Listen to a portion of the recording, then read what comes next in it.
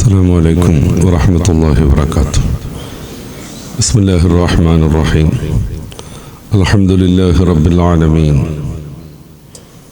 الصلاة والسلام على سيدنا محمد وآله وصحبه أجمعين. رب اشرح لي صدري ويسر لي أمري واحلل عقدة من لساني يفقهوا قولي. ബഹുമാന്യരായ പണ്ഡിതന്മാരെ, പ്രിയപ്പെട്ട സഹോദരന്മാരെ, അള്ളാഹു നമ്മുടെ സംഗമം കബൂലാക്കുമാറാവട്ടെ. റബ്ബിൻ്റെ മാർഗത്തിലായി ദീർഘകാലം ജീവിക്കാനും ആ കാലം അത്രയും അവനിഷ്ടപ്പെടുന്നത് മാത്രം പ്രവർത്തിക്കാനും അള്ളാഹു നമ്മെ അനുഗ്രഹിക്കുമാറാവട്ടെ. നമ്മിൽ നിന്ന് മരണപ്പെട്ട, നമ്മളുമായി ബന്ധമുള്ള, നമ്മളെ സ്നേഹിച്ച, നമ്മുടെ ഓരോ ചലനത്തെയും ആകാംക്ഷാപൂർവം നോക്കി നിന്ന ഒരുപാട് വ്യക്തിത്വങ്ങളുണ്ട്. അള്ളാഹു എല്ലാവർക്കും അർഹമായ പ്രതിഫലം നൽകുമാറാവട്ടെ. ആമീൻ. പ്രാണനെടുക്കുന്ന പ്രണയങ്ങളെക്കുറിച്ചാണ് ഇന്ന് നമ്മൾ ചർച്ച ചെയ്തുകൊണ്ടിരിക്കുന്നത്. കേരളത്തിൽ ഈ കഴിഞ്ഞ ആഴ്ചയിൽ അത്തരം രണ്ട് കൊലപാതകത്തെക്കുറിച്ച് നമ്മൾ കേട്ടു, മനസ്സിലാക്കി. ഒന്ന്, നമ്മുടെ ജില്ലക്കാരിയാവുന്ന ഒരു സ്ത്രീ കോഴിക്കോട് ഒരു ഹോട്ടലിൽ വെച്ച് കൊല ചെയ്യപ്പെടുന്നു.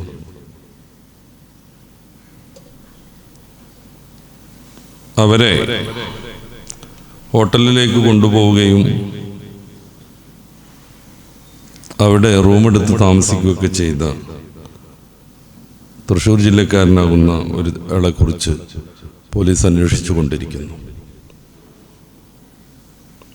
രണ്ടാമത്തേത്, കണ്ണൂർ ജില്ലക്കാരനായൊരു യുവാവ് അന്യ സംസ്ഥാനത്തുകാരിയാകുന്ന ഒരു പെണ്ണുമായി പ്രണയത്തിലാകുന്നതും അവരെ ബാംഗ്ലൂരിൽ വെച്ച് കൊന്ന് വിവിധ കഷ്ണങ്ങളാക്കി പല പല ബാഗുകളിലും കേസുകളിലുമൊക്കെയാക്കി തെളിവ് നശിപ്പിക്കാൻ ശ്രമിച്ച് അവസാനം അദ്ദേഹം പോലീസിന് പിടികൊടുത്ത ഒരു വാർത്തയും. ഇത്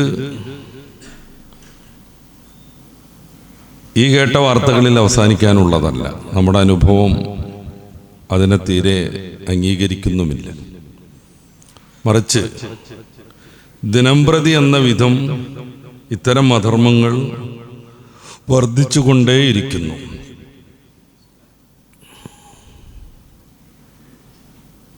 ബന്ധങ്ങൾക്ക് മാന്യത കാണാത്തൊരു സമൂഹം വളർന്നു വരികയും ജീവിതമെന്നാൽ ഏതാനും വൈകാരികമായ മോഹങ്ങളുടെ പൂർത്തീകരണത്തിനു വേണ്ടിയാണെന്ന് തെറ്റിദ്ധരിക്കുകയും ആത്മീയ ഭാവങ്ങളെയും താല്പര്യങ്ങളെയും വളർച്ചയെയുമൊക്കെ നിരുത്സാഹപ്പെടുത്തുകയും ഇല്ലാതെയാക്കുകയും ചെയ്യുന്ന വിവിധ ആദർശധാരകൾ സംഘടിത രൂപം കൈവരുകയും ചെയ്തതിൻ്റെയൊക്കെ ഫലമായാണ് മനുഷ്യത്വം മറച്ചു പോകുന്ന ഇത്തരം വൃത്തികേടുകൾ നമ്മുടെ ഈ സാംസ്കാരിക കേരളത്തിൽ തന്നെയും വർദ്ധിച്ചു വരുന്നത്. എന്താണ് പ്രണയം? അതിൻ്റെ സാധുത എത്രയൊക്കെയാണ്? അതിൻ്റെ അനർത്ഥങ്ങൾ എന്താണ് എന്നൊക്കെ സവിസ്തരം ചർച്ച ചെയ്യപ്പെടേണ്ടതാണ്. എല്ലാവിധ അധർമ്മങ്ങൾക്കും ഇത് കാരണമാകുമ്പോഴും ഞാൻ നേരത്തെ പറഞ്ഞതുപോലെ വൈകാരികമായ താല്പര്യങ്ങളുടെ പൂരണം മാത്രമാണ് ഈ ജീവിതം എന്ന് മനസ്സിലാക്കുന്ന ആളുകളും അതിനെ സപ്പോർട്ട് ചെയ്യുന്ന സൊസൈറ്റികളും സംഘടനകളും പിന്നെയും പിന്നെയും ഇത്തരം വൃത്തികേടുകളെ ന്യായീകരിച്ചു കൊണ്ടേയിരിക്കും. എം കൃഷ്ണൻ നായരുടെ മുമ്പ് വായിച്ച ഒരു പുസ്തകത്തിലെ വാക്യം ഞാൻ ഓർക്കുകയാണ്. ദേശീയ വനവൽക്കരണത്തെക്കുറിച്ചാണ് അദ്ദേഹത്തോട് ചോദിക്കുന്നത്. അങ്ങനെ നമ്മുടെ നാടുകളിലൊക്കെ കുറേ മരത്തൈകളൊക്കെ വിതരണം ചെയ്ത് നാട്ടിലാകെ മരം വെച്ച് പിടിപ്പിക്കുന്ന ഒരു സീസൺ ഉണ്ടായിരുന്നു. അതേക്കുറിച്ച് അദ്ദേഹത്തോട് ചോദിക്കുമ്പോൾ അദ്ദേഹം പറയുന്നത് വളരെ ആവശ്യമാണ്. കാരണം സിനിമയിൽ മരം ചുറ്റി കളിക്കണം എന്നുണ്ടെങ്കിൽ, പ്രണയിക്കണം എന്നുണ്ടെങ്കിൽ മരം ആവശ്യമാണല്ലോ എന്നാണ്. വളരെ ലളിതമാണ് ഈ കാര്യം എന്ന് നമുക്ക് തോന്നുമെങ്കിലും വളരെ അർത്ഥവത്തായ ഒരു സംഗതിയാണ് അദ്ദേഹം പറഞ്ഞത്. സിനിമകൾ പ്രോത്സാഹിപ്പിക്കുന്നത് മൊത്തം ഈ പ്രണത്തെയും കൂട്ടിക്കുഴച്ചലുകളെയും ചാടിപ്പോക്കിനെയും. ആദ്യമൊക്കെ കുറേ പ്രയാസങ്ങളുണ്ടെങ്കിലും പിന്നെ സിനിമ എന്ന മോഹന ലോകത്ത് വളരെ വിജയകരമായി ബന്ധം മുന്നോട്ട് പോകുന്നതിനെയൊക്കെയാണ്.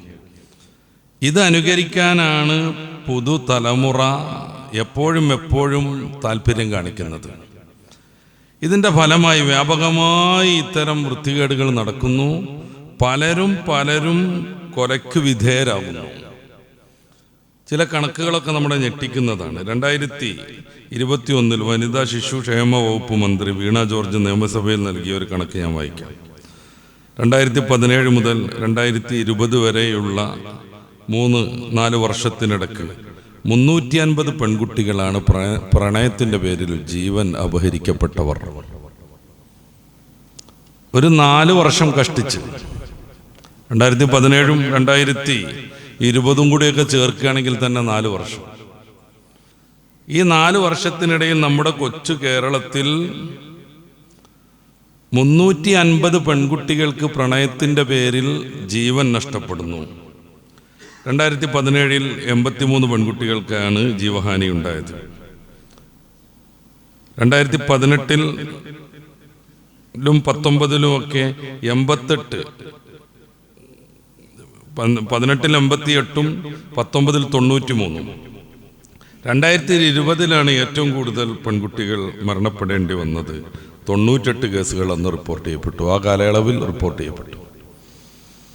ഒരു 4 വർഷത്തിനിടക്ക് ധാരാളം പ്രതീക്ഷകളുമായി ജീവിച്ച മാതാപിതാക്കളുടെ കണ്ണിലുണ്ണിയായിരുന്ന, ഇനിയും പല സാധ്യതകളും മുന്നിലുണ്ടായിരുന്ന 350 പെൺകുട്ടികൾ ജീവൻ അപഹരിക്കപ്പെടുന്നു. അതിൽ മാരകമായ രീതിയിൽ കഴുത്തറുത്ത് കൊല്ലപ്പെട്ടവരുണ്ട്, ആസിഡ് ഒഴിച്ചു കൊല്ലപ്പെട്ടവരുണ്ട്, ദിവസങ്ങളോളം പീഡിപ്പിച്ച് കൊല ചെയ്യപ്പെട്ടവരുണ്ട്. അതല്ലാതെ കുറേയേറെ എണ്ണം ഈ പ്രണയ നൈരാശ്യത്തിൻ്റെയും കാമുകൻ്റെ ഹറാസ്മെൻറ്റിൻ്റെയൊക്കെ ഭാഗമായി ആത്മഹത്യ ചെയ്തവരുണ്ട്. പ്രണയക്കളിക്കിടയിൽ ഗർഭമുണ്ടായിട്ട് സമൂഹത്തിന് മുന്നിൽ മാനം കടയേണ്ടി വരുമല്ലോ എന്ന് കരുതിയിട്ട് ആത്മഹത്യ ചെയ്തവരുണ്ട്. എന്നല്ല, പ്രണയിനിയെ കൊന്ന് സ്വയം ഹത്യ നടത്തിയവരുണ്ട്. ഏകദേശം 94-95% സാക്ഷരതയുള്ള സ്റ്റേറ്റാണ് നമ്മുടെ കേരളം. വിദ്യാഭ്യാസത്തിന് വലിയ പ്രാധാന്യം നൽകുകയും ഒട്ടുമിക്ക ആളുകളും ചുരുങ്ങിയത് ഡിഗ്രിയെങ്കിലും വിദ്യാഭ്യാസം ഉള്ളവരുമായ നമ്മുടെ കേരളം. ഇവിടെ കഷ്ടിച്ച് 4 വർഷം കൊണ്ട് ഇത്രമേൽ പെൺകുട്ടികൾ പ്രണയത്തിൻ്റെ പേരിൽ വധിക്കപ്പെടുന്നു, ആത്മഹത്യ ചെയ്യപ്പെടുന്നു. ഇങ്ങനെ ഓരോ സംഗതികളും നടന്ന് അവരുടെ ജീവൻ ഹാനിയാകുന്നു. ഇതൊക്കെ കണ്ടാലും കേട്ടാലും പ്രണയത്തെ ന്യായീകരിക്കാനും പിന്നെയും മനോഹരമായി വർണ്ണിക്കാനും കവിതകൾ സൃഷ്ടിക്കാനുമാണ് പലരും ശ്രമിച്ചുകൊണ്ടിരിക്കുക. പരിശുദ്ധ ഇസ്ലാമിനെ കുറിച്ച് നമുക്ക് പറയാം. ഇസ്ലാമിന് എല്ലാ കാര്യത്തിലും ഉള്ളതുപോലെ ഇത് സംബന്ധമായും വ്യക്തമായ കാഴ്ചപ്പാടുകളുണ്ട്. ഒരു വിശ്വാസി അത് നിർബന്ധമായും പാലിക്കാൻ ബാധ്യസ്ഥനുമാണ്. സ്നേഹത്തെ ഏറ്റവും കൂടുതൽ പ്രോത്സാഹിപ്പിച്ച മതമാണ് ഇസ്ലാം. സ്വർഗത്തിൽ പ്രവേശിക്കാൻ പോലും സ്നേഹം അനിവാര്യമാണെന്ന് നബിയായ മുഹമ്മദ് റസൂലുള്ളാഹി സ്വല്ലല്ലാഹു അലൈഹി വസല്ലം തങ്ങൾ പറഞ്ഞു. അവിടുന്ന് പറഞ്ഞ ദീർഘമായൊരു വചനമുണ്ട്, ലൻ തദ്ഖുലുൽ ജന്നത ഹത്താ തുഅ്മിനു. വിശ്വാസികളാകുന്നത് വരെ ആർക്കുമേ സ്വർഗപ്രവേശം സാധ്യമല്ല. വലാ തുഅ്മിനു ഹത്താ തഹാബ്ബു. പരസ്പരം സ്നേഹിക്കുന്നത് വരെ, ഇഷ്ടപ്പെടുന്നത് വരെ നിങ്ങളാരും മുഅ്മിനീങ്ങളാകുകയുമില്ല. അവലാ അദുല്ലുക്കും അലാ ശൈഇ. ഞാനൊരു കാര്യം പറഞ്ഞു തരാം. ഇദാ ഫഅൽതുമൂഹു തഹാബബതും. അത് പ്രയോഗവൽക്കരിച്ചാൽ നിങ്ങൾക്ക് അന്യോന്യം സ്നേഹിക്കാൻ കഴിയും. അഫ്ശുസ്സലാമ ബൈനക്കും. സലാം വർദ്ധിപ്പിച്ചുകൊണ്ടിരിക്കുക. അപ്പൊ സ്വർഗത്തിൽ കയറണമെങ്കിൽ ഈമാൻ വേണം. ഈമാൻ പൂർണ്ണമായി ഉണ്ടാവണമെങ്കിൽ പരസ്പരം സ്നേഹിക്കണം. വിദ്വേഷത്തിന്റെ മനസ്സിൽ ഈമാനിന് കുടികൊള്ളാൻ കഴിയില്ല. ഈർഷ്യതയുടെയും അസൂയയുടെയും മനസ്സിൽ ഈമാനിന് പ്രവേശനം സാധ്യമല്ല. നന്നായിട്ട് വിശാലമായി ചിന്തിച്ച് സമൂഹത്തേക്ക് ഉൾക്കൊണ്ട് അയൽവാസികളെയും സഹോദരന്മാരെയും ഒക്കെ ഇഷ്ടപ്പെട്ട് അങ്ങനെ സ്നേഹം കൈമാറി ജീവിക്കുന്നവർക്കാണ് രക്ഷപ്പെടാൻ കഴിയുക. ചരിത്രത്തെ ഞാൻ ആവർത്തിച്ച് പറയുകയല്ല. മഹാനായ സയ്യിദ് ഇബ്നു മുആദ് റളിയല്ലാഹു അൻഹു സ്വർഗത്തിലേറാനുള്ള കാരണം അതാണെന്ന് കൂട്ടുകാര് വീട്ടിലേക്ക് വിരുന്നു പോയി പരീക്ഷിച്ചറിഞ്ഞതാണ്. കൂട്ടുകാർ വിരുന്ന് പോയിട്ട് പരീക്ഷിച്ചറിഞ്ഞതാണ്. സാന്ദർഭികമായി ഞാൻ സൂചിപ്പിച്ചു എന്ന് മാത്രം. നമുക്കറിയാവുന്ന ചരിത്രമാണ്. ഹബീബായ നബി തങ്ങൾ 3 ദിവസം തുടർച്ചയായി നമ്മുടെ വേദിയിലേക്ക് ഇപ്പോൾ കടന്നു വരുന്നയാൾ സ്വർഗത്തിലാണെന്ന് പ്രഖ്യാപിക്കുന്നു. യാദൃച്ഛികമായി 3 ദിവസവും കടന്നു വന്നത് സഅദ് ഇബ്നു മുആദ് റളിയല്ലാഹു അൻഹു ആകുന്നു. സഹാബത്തിന് കൗതുകമായി. അദ്ദേഹത്തെക്കുറിച്ച് പിന്നെ മറ്റ് കൂട്ടുകാർ പറയുന്നുണ്ട്, ഞങ്ങൾക്കിടയിലൂടെ സഅദ് ഇങ്ങനെ നടക്കും, ഞങ്ങളിങ്ങനെ മനസ്സിൽ കരുതും സ്വർഗത്തിലൊരു മനുഷ്യൻ നടക്കണമെന്ന്. സഹാബത്തൊന്ന് പരീക്ഷിച്ചറിയാൻ തീരുമാനിച്ചു, എന്താ സഅദ് ചെയ്യുന്ന പ്രത്യേകമായ പ്രവൃത്തി. അവരവിടുത്തെ വീട്ടിലേക്ക് 3 ദിവസം വിരുന്നിന് പോയി. പ്രത്യേകിച്ചൊരു വ്യത്യാസമൊന്നും അവർക്ക് കാണാൻ പറ്റിയില്ല. ഇവരൊക്കെ ചെയ്യുന്ന അമലുകളും ഇവരൊക്കെ ചെയ്യുന്ന സുന്നത്തും നിസ്കാരങ്ങളെ സഅദും നിർവഹിക്കുന്നുള്ളൂ. വികാരത്തള്ളിച്ചയിൽ അവർ പറഞ്ഞു, ഞങ്ങൾ വിരുന്നിനായിട്ട് വന്നതല്ലായിരുന്നു, ഇങ്ങനൊരു സംഭവം ഉണ്ടായി താങ്കൾ അറിയാതെ. അപ്പോൾ ഈ സ്വർഗത്തിലേക്ക് അങ്ങനെ അങ്ങോട്ട് നടന്നു പോകാൻ എന്തേ കാര്യം എന്നുള്ളത് പരീക്ഷിച്ചറിയാൻ വന്നതാ. അദ്ദേഹം കുറേ ആലോചിച്ചിട്ട് പറഞ്ഞു, പ്രത്യേകിച്ചൊന്നുമില്ല, നിങ്ങളൊക്കെ ചെയ്യുന്നതൊക്കെ തന്നെ ഞാനും ചെയ്യാറുള്ളൂ, പക്ഷേ എൻ്റെ മനസ്സിൽ ആരോടും വിദ്വേഷമില്ല. നബി സല്ലല്ലാഹു അലൈഹി വസല്ലം തങ്ങളോട് ഈ കാര്യം അവർ അവതരിപ്പിച്ചപ്പോൾ ഹബീബായ നബി തങ്ങൾ അത് അംഗീകരിച്ചു. അതുതന്നെയാണ് സഅദിൻ്റെ വിജയം. യൗമ ലാ യൻഫഉ മാലും വലാ ബനൂൻ ഇല്ലാ മൻ അത്തല്ലാഹ ബിഖൽബിൻ സലീം. ഈ സലീമായ ഹൃദയം ഇസ്ലാം എല്ലാവരിലും പ്രതീക്ഷിക്കുന്നു. അതിനെല്ലാവരെയും മാനിക്കണം, ഇഷ്ടപ്പെടണം, സ്നേഹിക്കണം. അപ്പൊ സ്നേഹത്തിന് ഇത്രമേൽ മതം പ്രാധാന്യം കൊടുക്കുന്നുണ്ട്. സ്വർഗത്തിൽ പ്രവേശിക്കുന്ന ആളുകൾക്ക് ഈമാൻ കൂടി സ്വർഗത്തിൽ എത്തണമെങ്കിൽ അന്യോന്യം ഇഷ്ടപ്പെടണമെന്ന് ഹബീബായ നബി തങ്ങൾ പഠിപ്പിക്കുന്നു. മഹ്ശറിന്റെ വിഭ്രാന്തിയിൽ സൂര്യന്റെ താപം വല്ലാതെ അസഹ്യമാകുന്ന സന്ദർഭത്തിൽ പ്രത്യേകമായ 7 വിഭാഗം ആളുകൾക്ക് അർശിന്റെ നിഴൽ കിട്ടും, സൗരഭ്യം ലഭിക്കും, അർശിന്റെ പ്രത്യേകമായ ഗുണങ്ങൾ അവർക്ക് ലഭ്യമാകും എന്നൊക്കെ പറയുന്ന ഹദീസിലും റജുലാനി തഹാബാ ഫില്ലാഹ്, അള്ളാഹുവിന്റെ മാർഗത്തിൽ ഇഷ്ടപ്പെടുന്ന 2 പേർ എന്ന് നബി സല്ലല്ലാഹു അലൈഹി വസല്ലം തങ്ങൾ പ്രത്യേകം പറയുന്നുണ്ട്. അപ്പൊ ആഖിറം വിജയിക്കാൻ തന്നെ സ്നേഹം വേണമെന്ന്. ഈ സ്നേഹത്തെ എങ്ങനെയാണ് നമ്മൾ മനസ്സിലാക്കേണ്ടതും പ്രയോഗിക്കേണ്ടതും? സ്നേഹം എന്ന് പറയുമ്പോൾ എല്ലാവരോടും ഉണ്ടാവുന്ന ഒരു വികാരമാണ്. പക്ഷേ ഇതിൻ്റെ മൂർത്തമായ പലപ്പോഴും ശ്ലീലമല്ലാത്തൊരു രൂപമാണ് പ്രണയം എന്ന് പറഞ്ഞാൽ. അത് സ്വാർത്ഥതയുടേതാണ്. എല്ലാവരെയും സ്നേഹിക്കാൻ പറ്റും, എല്ലാവരെയും പ്രണയിക്കാൻ പറ്റില്ല. പ്രണയിക്കുന്നത് പ്രത്യേകമായൊരു കേന്ദ്രത്തിലായിരിക്കും. അവിടെ സ്വാർത്ഥത വല്ലാതെ ഉണ്ടാകുകയും ചെയ്യും. കാരണം പ്രണയത്തിൻ്റെ മറുവശമാണ് ഈ ഒരു സ്വാർത്ഥത. എന്നോട് മാത്രമായിരിക്കണം അവൻ്റെ ഇഷ്ടം എന്ന് പെണ്ണ് മോഹിക്കുന്നു. ഞാനല്ലാത്ത ഒരാളെയും അവൾ തിരിഞ്ഞു നോക്കരുത്, അവൾ എന്നിൽ മാത്രം കേന്ദ്രീകരിക്കണമെന്ന് ഈ പ്രണയിക്കുന്ന ആണും മോഹിക്കുന്നു. അത് പരന്നുണ്ടാകുന്ന ഒരു വികാരമല്ല. ഒരു വ്യക്തിയിൽ കേന്ദ്രീകരിക്കുന്ന, പ്രണയിനിയിൽ കേന്ദ്രീകരിക്കുന്ന പ്രത്യേകം മനുഷ്യത്വത്തെയും പക്വതയെയും ബോധത്തെയും വിചാരത്തെയും ഒക്കെ ഇല്ലാതെയാക്കുന്ന ഒരു പ്രത്യേകമായ സംഗതിയാണ്. ഇവിടേക്ക് എത്തുമ്പോഴേക്കും മതം തിരുത്തുമായി വരും. കാരണം സാമൂഹിക ജീവിതത്തിന് ഇത് വലിയ അനർത്ഥം സൃഷ്ടിക്കുന്നു. അതിൻ്റെ ഭാഗമാണ് കഷ്ടിച്ച് 3-4 കൊല്ലം കൊണ്ട് 350 പെൺകുട്ടികൾ നമ്മുടെ കേരളത്തിൽ മരണപ്പെടേണ്ടി വരുന്നത്. അതുകൊണ്ട് ഈ ആണും പെണ്ണും തമ്മിലുള്ള പ്രണയത്തിന് മതം കൃത്യമായ ചില മാനദണ്ഡങ്ങൾ വെച്ചു. കൃത്യമായ ചില മാനദണ്ഡങ്ങളുണ്ട്. 100% ഇണങ്ങിച്ചേരാനും ഇഷ്ടപ്പെടാനും അങ്ങോട്ടും ഇങ്ങോട്ടും സംസാരിച്ചിരിക്കാനും വലിയ രീതിയിൽ സ്നേഹം പ്രകടിപ്പിക്കാനൊക്കെ മതം സ്വാതന്ത്ര്യം നൽകുന്നുണ്ട്. അത് 2 പേരും ഒന്നായിത്തീരുന്ന ഒരു കരാറിന് ശേഷമായിരിക്കണം. അതിൻ്റെ പേരാണ് വിവാഹം. ഈ വിവാഹാനന്തരം മനുഷ്യൻ പരസ്പരം പ്രണയിക്കണമെന്ന്, അവർക്ക് അതുവരെ അന്യമായിരുന്ന പലതും അനുവദിക്കപ്പെടുന്നുവെന്ന് മതം സിദ്ധാന്തിക്കുന്നു. അതിനെ മുന്നേ അല്ലെങ്കിൽ വിവാഹിതയാവാത്ത ഒരാളുമായി എങ്ങനെയാവണം ഒരു മനുഷ്യൻ്റെ ഡീലിംഗ്? തികച്ചും ശ്രദ്ധയോടുകൂടെ ആവണമെന്ന് മതം പറയുന്നു. ഒന്നിച്ചൊരു അന്യ സ്ത്രീയുമായി യാത്ര പോവാൻ പാടില്ല. അന്യ സ്ത്രീയോടൊപ്പം ഒറ്റയ്ക്കിരിക്കാൻ തീരെ പാടില്ല. അവരുമായി ലൈംഗിക ചുവയിൽ ശൃംഗരിക്കാനോ മെസ്സേജ് വിടാനോ വോയിസ് വിടാനോ ഒന്നും പറ്റില്ല. അത്യാവശ്യ ജീവിത വ്യവഹാരങ്ങൾക്ക് വേണ്ടി എന്തെങ്കിലുമൊക്കെ ഒന്ന് സംസാരിക്കേണ്ടി വന്നാൽ പരിമിതമായ രീതിയിൽ അതുമ്മ തന്നെ നിർത്തണം. കൊഞ്ചിക്കുഴയാനോ അങ്ങോട്ടും ഇങ്ങോട്ടും മറ്റ് ചില ചേഷ്ടകളൊക്കെ ചെയ്യാനോ മതം അനുവദിക്കുന്നേയില്ല. എന്തിനധികം അങ്ങോട്ടും ഇങ്ങോട്ടും കണ്ടിരിക്കാൻ പോലും പറ്റില്ല. കാണാതിരിക്കാനുള്ള സംവിധാനങ്ങൾ ഏർപ്പെടുത്തണമെന്ന് കൃത്യമായി ഹബീബായ നബി സല്ലല്ലാഹു അലൈഹി വസല്ലം തങ്ങൾ പറയുന്നുണ്ട്. പരിശുദ്ധ ഖുർആനും പറയുന്നുണ്ട്. സൂറത്തുൽ അഹ്സാബ്, സൂറത്തുൻ നൂർ പോലെയുള്ള, സൂറത്തുൻ നിസാ പോലെയുള്ള ഖുർആനിലെ അധ്യായങ്ങൾ പെണ്ണുമായി ബന്ധപ്പെട്ട വ്യവഹാരങ്ങളെ കൃത്യമായി നിർവചിക്കുന്നുണ്ട്. 33-ാം അധ്യായം അൽ അഹ്സാബിന്റെ 59-ാമത്തെ വചനത്തിൽ ഹബീബായ നബി തങ്ങളോട് അല്ലാഹു പറയുന്നു, യാ അയ്യുഹൻ നബി, നബിയായിട്ടുള്ളവരെ, കുല്ലി അസ്വാജിക്ക, അങ്ങയുടെ ഭാര്യമാരോട് പറയുക, വ ബനാത്തിക്ക, പെൺമക്കളോടും, വ നിസാഇൽ മുഅ്മിനീൻ, മറ്റ് വിശ്വാസിനികളാകുന്ന സ്ത്രീകളോടും പറയുക. എന്ത് പറയണം? യുദ്നീന അലൈഹിന്ന മിൻ ജലാബീബിഹിന്ന, അവരുടെ ഉത്തരീയം അവരുടെ മുഖത്തേക്കും മാറിടത്തിലേക്കും താഴ്ത്തിയിടാൻ. എന്തുകൊണ്ട്? അതാണ് അവർക്ക് മാന്യതയ്ക്ക് ഏറ്റവും നല്ലത്. അവർ മാന്യകളാണെന്നും അവർ തെരുവിലെ സെക്സ് വർക്കേഴ്സ് അല്ലെന്നും അവരെല്ലാവരുടെയും മുമ്പിൽ അവരുടെ സ്ത്രൈണത പ്രദർശിപ്പിക്കുന്നവരല്ലെന്നും ബോധ്യപ്പെട്ട് അവർ പീഡിപ്പിക്കപ്പെടാതിരിക്കാനും അവർക്ക് ആദരവ് കിട്ടാനും അതാണ് ഏറ്റവും നല്ലത്. വകാന അല്ലാഹു ഗഫൂറർ റഹീമ.